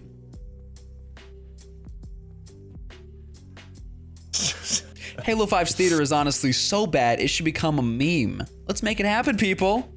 Come on. One night I was just like, why is it so bad? It's so fucking bad. Stayed up till 3 a.m. thinking about it. I was just like, I can't sleep. I can't sleep. Oh man. I don't know, man. Some days I would have that where I would like work really late on some video idea or script or concept, and then I'd end the night by posting some dumb shit on Twitter. Typically, it's a fair night. It's a fair night. Yeah. How that goes. Fair night. All right. Now, that's all I have for Twitter. Because again, like I kept scrolling up and I was like, more Halo 5 complaining, more Halo. Fair enough. All right. So that's what it was for a while. For a good while. But I typically only grab the tweets that they first plop down. Like for Tarquin, one of his tweets was, if Halo had like a Game of Thrones budget of quality and care, I can only imagine how big that show and series would grow to be. And that was also 2016. That was like 6 years ago as well. And then now we can laugh about what it came to be. Prophecy. Yeah. All right. So now we're going to YouTube. This was your very, very first YouTube video that is publicly uploaded. Mm-hmm. Actually, did I have a date on this? Yeah. June 18th, 2015. Yeah. Yep. Oh, you're not gonna play it, are you? Not the whole thing. No, we won't play the whole thing. Oh no, a true American story. You missed. The game's over, Brohan. The jig's up. I canceled that last auto. Oh god. You can stop. Oh no, I mean I don't know how much you normally want to play for these clips, but You're good. Never regain your energy. Oh wait, yes you will. it's just like it's completely unlike any other video I've made. It had nothing to do with any of my current videos. Little. I mean, it was the first one from what I can see. Yeah. So it was well before everything. I got gypped on this kill. I got totally gypped on this. Yep. I showed this to Delaney, and they were like, "Oh my god, the old UI! Oh my god, they didn't get it." Yep. My attack animation went off, but the projectile just. That sucks. Jesus. But it's just like a 15 and a minute and a half. Urgot. Montage. Yeah. Compilation. At that point, he was like the worst character in the game. That's what most people considered him to be. But, Gotcha. But he also had a skin called CrabGot. So that makes more sense. Giant enemy CrabGot is what the skin was called. Huh. But it was CrabGot versus the world with a lowercase c. Yep. It was like C-Rabgot. I think I did that intentionally. Just to give it some style, like C, capital R. Yeah. You know. How long? When did you start playing League? year was that? 2012. I started playing in, like when Lulu came out. I remember because that was the art that showed up when I first started playing. And I saw my buddies playing it, and I was like, oh, so this is like Dota. Because I played Dota a lot on Warcraft 3. Okay. Yeah. So it's a bit easier to get into. Yeah, I actually, the original vision for the channel was like going to be a... League of Legends? League of Legends, yeah. Wow. Then I was kind of like, eh. I don't want to single myself out on one subject. Kind of. I don't know. Maybe. I just couldn't find like a good enough video format to make for that I was comfortable making at the time. Yeah. I feel like making content for League is kind of hard unless it's basically how to get better at the game or... Like, I've seen meme videos about it, kind of, but, like, you have to, like, really understand the game to, like, understand what's happening. It's like, oh, why was that funny? It takes a while. Yep. All right. Now, the next video was January 4th, 2016. This was the first video you have with commentary, I believe. That was, or at least like more than 30 seconds, more than a minute. It's a little bit short, but first commentary video you have public. Hey there, guys. This is TheActMan, and I'm going to be showing you my favorite thing about the Halo 5 rec system. So as you can see, I've got 111 fucking mongooses. I know. Obviously, I don't want all these mongooses, so how do I get rid of them? Well, you sell them, of course. But then look at this. You got to do them one at a time. And you know what? I like that. I like how time-consuming this is, how long it takes to sell these, and I like the fact that I have 111 mongooses to begin with. I couldn't have asked for anything better out of these rec packs than 111 mongooses. That's exactly what I wanted. You know, some people would rather have like a Phaeton wreck. This is a pretty good video, actually. A rocket hog. I mean, it showcases one of Halo 5's biggest issues because like, why was that even a fucking problem? Why I'm couldn't still they just, pissed about that. Literally. How many do you want to sell? I'm still pissed about 50 of them. Okay, one by one. One by one, buddy. Get that button combo in your head. Also, like, if you look at the screen, it's like all the other wrecks I could possibly have, I have none of them, and it's just like 111 of this. Of just this one. Yeah, 49 and ghosts. All the others are just completely empty. 2 sword ghosts. 9 nothing. Everything else is empty. You have a certification for this Scorpion, but 0.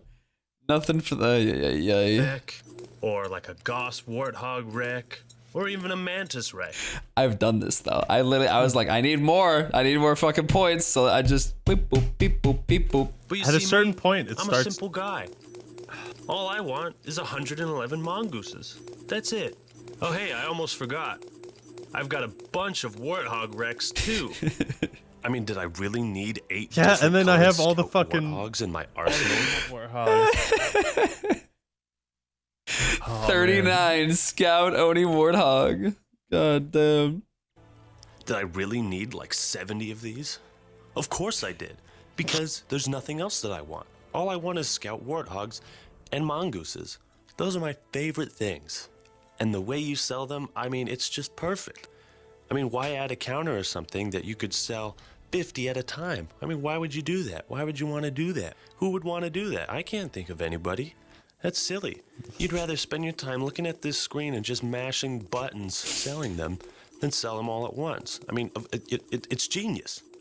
It's genius. It's not like there's ever going to be any overload of wrecks that you don't want. I mean, brilliant. Just sheer brilliance. 343, you continue to amaze me, and I hope you never change this, because it is my favorite thing about the Halo 5 rec system. Yeah, and that was my little fucking outro at the time. It's still not a bad video. Not bad, no. For your first one, audio quality is good. Everything's good. It's got some humor, etc. It's good. Not too bad. I don't think that problem was ever fixed. Nope. Trust me, it wasn't. They never added a way to sell more than one. That's so dumb. Yeah. That's intentional. That is intentional. That's kind of what I hate about 343 sometimes. They do like shady, stupid shit like that just because they don't want you to have more points to like. It's either intentional or just no one decided to say, should we do this? No, that's absolutely intentional because you would eventually get a bunch of wrecks that you don't want, and if you could sell them easily, then you wouldn't have to pay for the rec packs. So by making it one at a time, they make it tedious to disincentivize you from like, you're just like, fuck it, I'll take 30 Market mongooses. Okay, strategies, let's go. I'm done. I'm done selling the mongooses. I'll take 30 of them. God damn. Because I remember feeling like that. I was like, man, this is taking like 15 minutes. I got 100 minutes. of them. I ain't doing that. Oh, man. Yeah, I ain't doing that. All right. I ain't paying for rec packs either. Here's your $5. Jesus. Nah. I think I paid for a rec pack once and then I instantly regretted it and felt bad. No. I felt like I did something morally wrong. Oh, Jesus. I think I paid for a few. I don't know how many. I didn't have much money to really spare at the time. I think I paid for, I remember this one time, they released an HCS pack. And I was like, dope. But then Green Skull realized that if you buy it again, you get 343 skins. Accidentally. They didn't mean for that to happen. Because like, like the game's like, you already have, here's the 343 skins. And so I didn't have enough money to buy it a second time, but my friend did. So he got 343's fucking weapon skins. And I'm like, damn it. So unfortunate, but yeah, I think that I bought like the helmet pack, the Voices of War pack. Yeah, they had like some I think I might have bought the Voices of War. Yeah, that one was great. That was great. Yeah. I used Buck for a long time.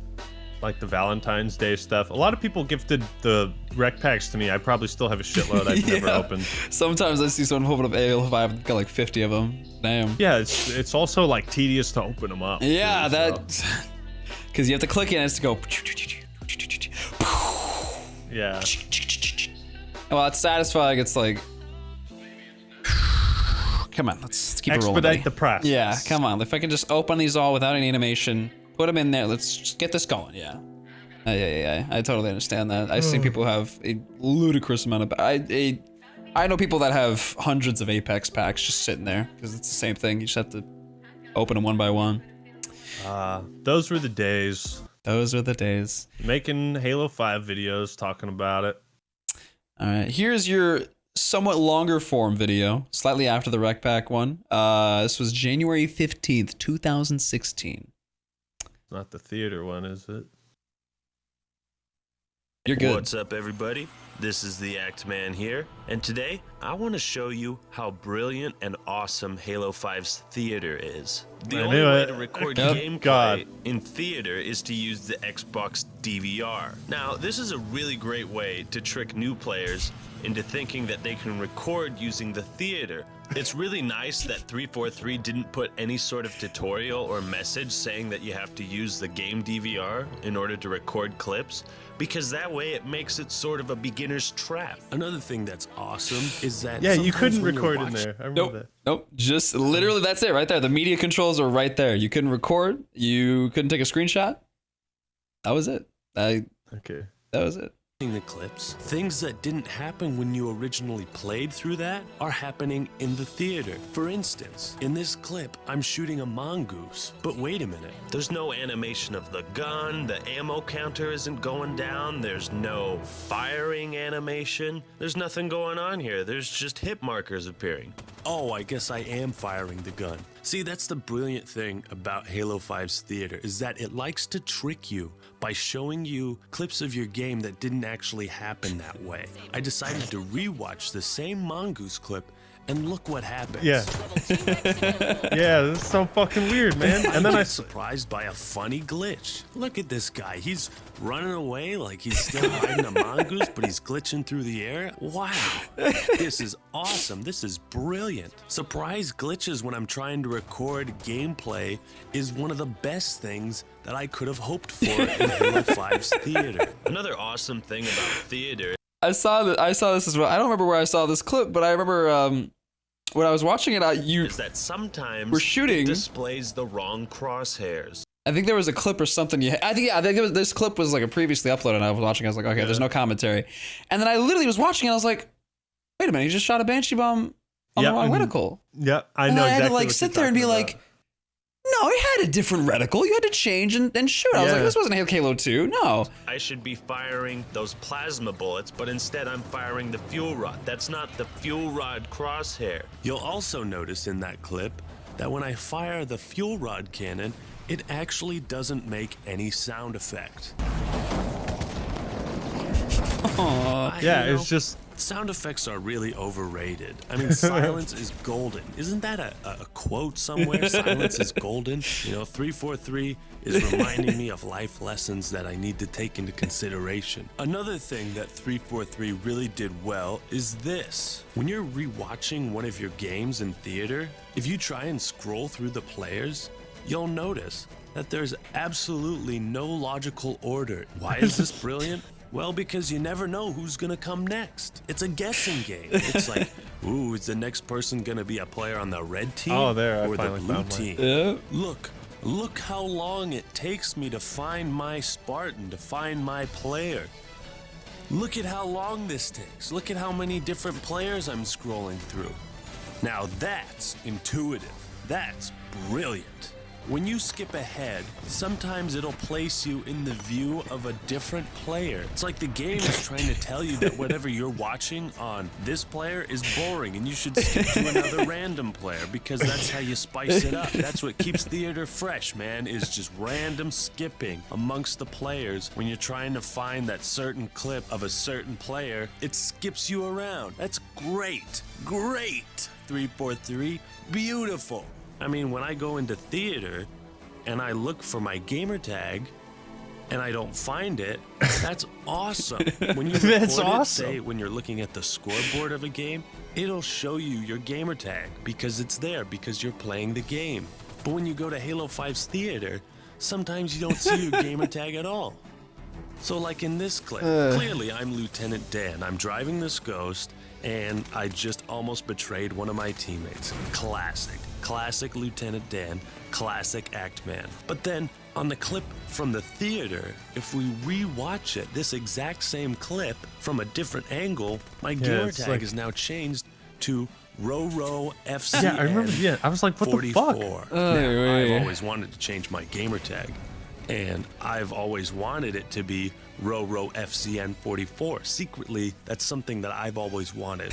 So 343's brilliance in the theater once again shines through by showing me what I really want. I want that. I've always wanted my gamer tag to become something completely random. All right, guys. I hope this video has shown you just how awesome and brilliant Halo. Yeah, That's pretty. It's still not bad. Yeah, Not bad. for one of your first videos, it's good. A lot of had a room good for reception. improvement, but Yeah. definitely entertaining. Yep. All right. Well, considering we looked in the past, I also downloaded one of your most recent videos in case anyone forgot. A nice little quality jump in you know what you've accomplished, and otherwise you've had plenty of other skits, etc. on your other videos, but this is one of your more recent videos from this year. There you go. This is the ActMan here, and today I wanted to talk about the state of DICE, 2042, EA, and the Battlefield franchise. I'm making this video in place of a review I had planned where I would have, played 2042 and seen how it improved since the god-awful beta. I'll admit, it's great that many of the outrageous game-breaking bugs and seizure-inducing glitches have been fixed. God. Great news. And there's even more good news because DICE actually put in a real epilepsy warning. Mission accomplished. Good work. Game's complete, boys. That's a wrap. This is the first time I've ever encountered a situation like this in my time on YouTube or as I've been preparing a video. The game is so bad. It is so laughably unfun and busted. I refuse to review it. I refuse to go through the process of gathering footage needed to actually produce a review. Like, I always try to find some nugget of potential within even the worst games, but after I played 2 matches, it's like, I'm done, that's it. Science experiment over. I'll take an F for this one. Look, I understand I might be sounding a bit harsh. That's pretty good. Yep. Damn. I played the beta. I think one night of the beta for Battlefield. I had 2 people in my chat going at it, like, it's good, no, it's not good. And he's like, this is why. And I'm like, guys, we're here to play a beta. I'm probably not even gonna buy the whole fucking game and play it. We're just gonna have fun, and we're gonna leave. However this game ends up, it ends up. And I was like, this is pretty rough. I'm experiencing some pretty rough glitches here, but I'm like, it's a beta. Yeah. It's fine. And then you came out with your video and I was like, oh my God, there is so much more worse about this beta.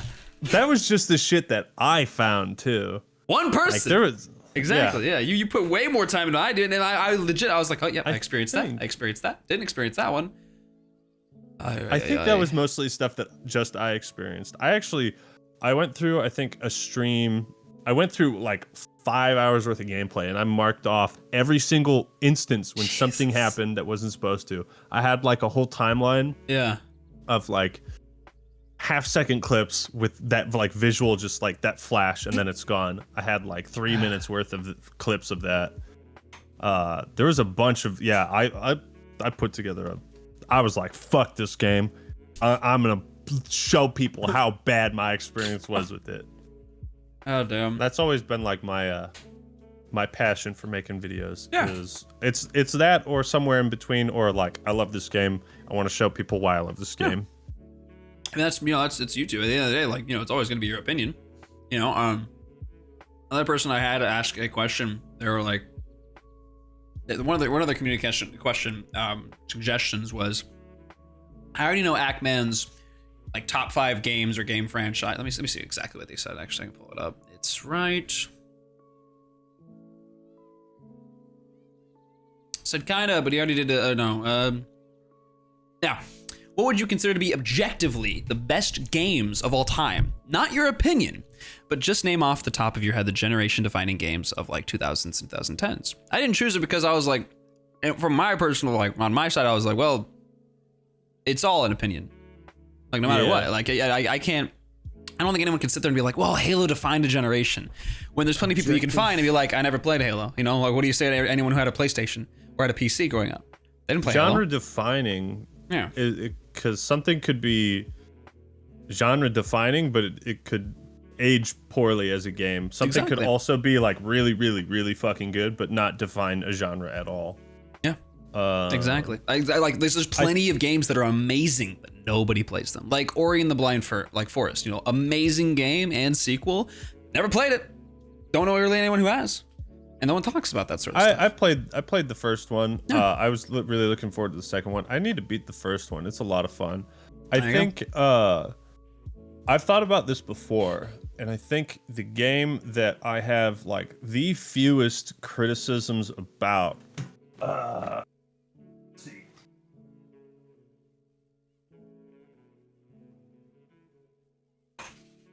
One sec. Back. Almost. There we go.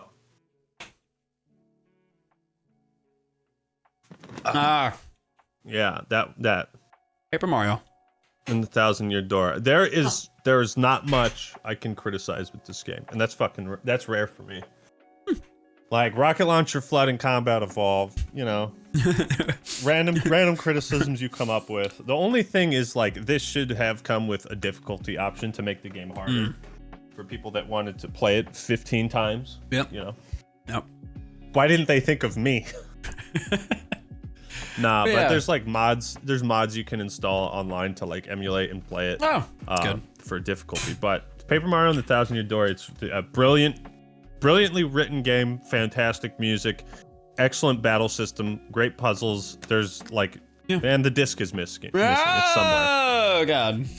Oh, and it's no longer in here. Okay. Well. Nah, and even like 2004, like the game still looks really good. Yeah. It still looks really good because of the aesthetic. So that is the game that I have like the fewest critiques of. So in that sense, maybe objectively, that's what I would say is the best. Huh. There you go. In terms of how the best game of all time. I don't know about best game of all time, but as far as games that I find very little wrong with, this is I found the littlest wrong with this. I don't know if that makes it the best, but I can't find really anything to criticize it for. That's the thing. I was like, generation defining games is, I don't know, they all define generation. Like that's the thing is like okay, like I grew up and I was really involved in Halo, and I just thought Halo was like one of the most popular games, and it was for people who had an Xbox. or got an Xbox. But then you look at stadium pictures of League of Legends and Dota 2, and you see massive, like sold out stadiums with more fans and people there than would be at a Super Bowl. And you're like, holy shit. Like that's an esports competition that I never hear about.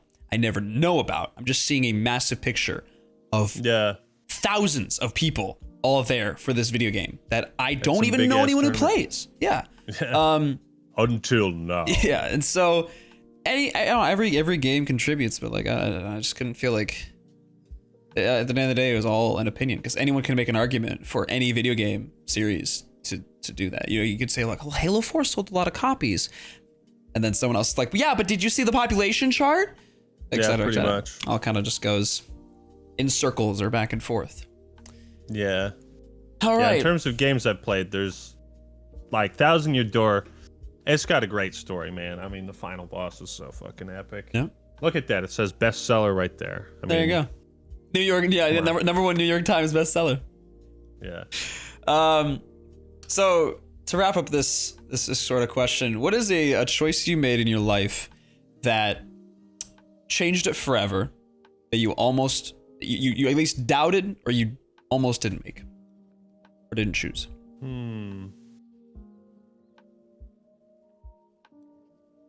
Well, I suppose like uploading that first video. I mean, that's kind of like the obvious answer to give is like uploading that and then sharing it with my friends that I played League of Legends with at the time, and then seeing their thoughts. Like that was, it's not easy. I got that sense of, I got a little rush from that. It wasn't a big rush, but I got that little feeling of people like this and they comment on it. Like impressing my friends at the time with this video I made. I thought that was really cool. So the decision to like even try that at all. Yeah. I mean, that first step is always the hardest. Because I think I recorded that without telling them I was going to. So it's like, yeah, I just happened to, record this match. And everyone was pretty natural in it too.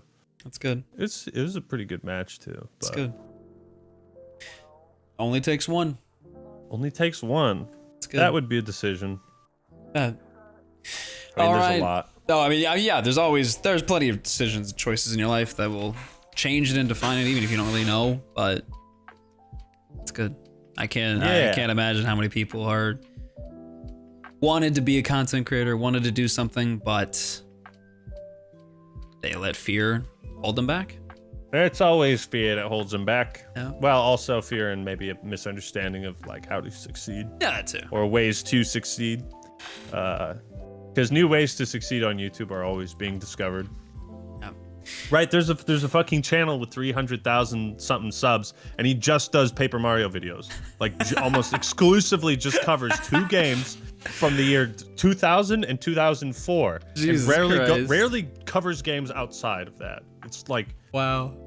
Like Paper Mario glitch videos, and he's got like 300,000 subs. He hasn't posted in 2 years. I think he was going through some drama, but that is like obscure content to me. That's crazy.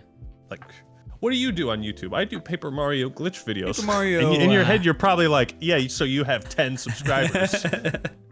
Oh, okay. So you're not doing much. Yeah, wow. It's Strider 7X. Yeah, it's crazy how many niche audiences you can find. How many you keep narrowing it down. It's like, all right, here's the Halo, audience. All right, here's the custom game audience, and here's the infection audience, and here's the alpha zombies audience, and then here's the montaging alpha zombie audience. Yeah. You just keep going. It's crazy and how that works. Conversely, you expand. Like, here's the Halo, and here's the Call of Duty, and then here's the Dark Souls, and then here's the Star Wars. And I've always been interested in more than one thing. Like, I'll get super obsessive about something for like a few weeks or a month, and then I'll move on to be obsessive about something else.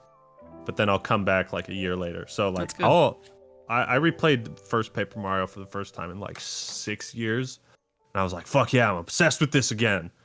And then I beat it, and I'm still listening to music like here and there from the game as I edit, but I'm like focusing on other stuff too. Yep. Attack on Titan now. Ooh. What season are you on? Oh, I'm rewatching. I'm rewatching it, but with my girlfriend, because So we just finished watching season 1 together. I'm all caught up, but we just finished season 1. So God damn. she likes it. That's good. That's like the first anime that I started watching was Attack on Titan. That shit had me hooked instantly. You should have started with Dragon Ball too. You gotta watch Dragon Ball Z.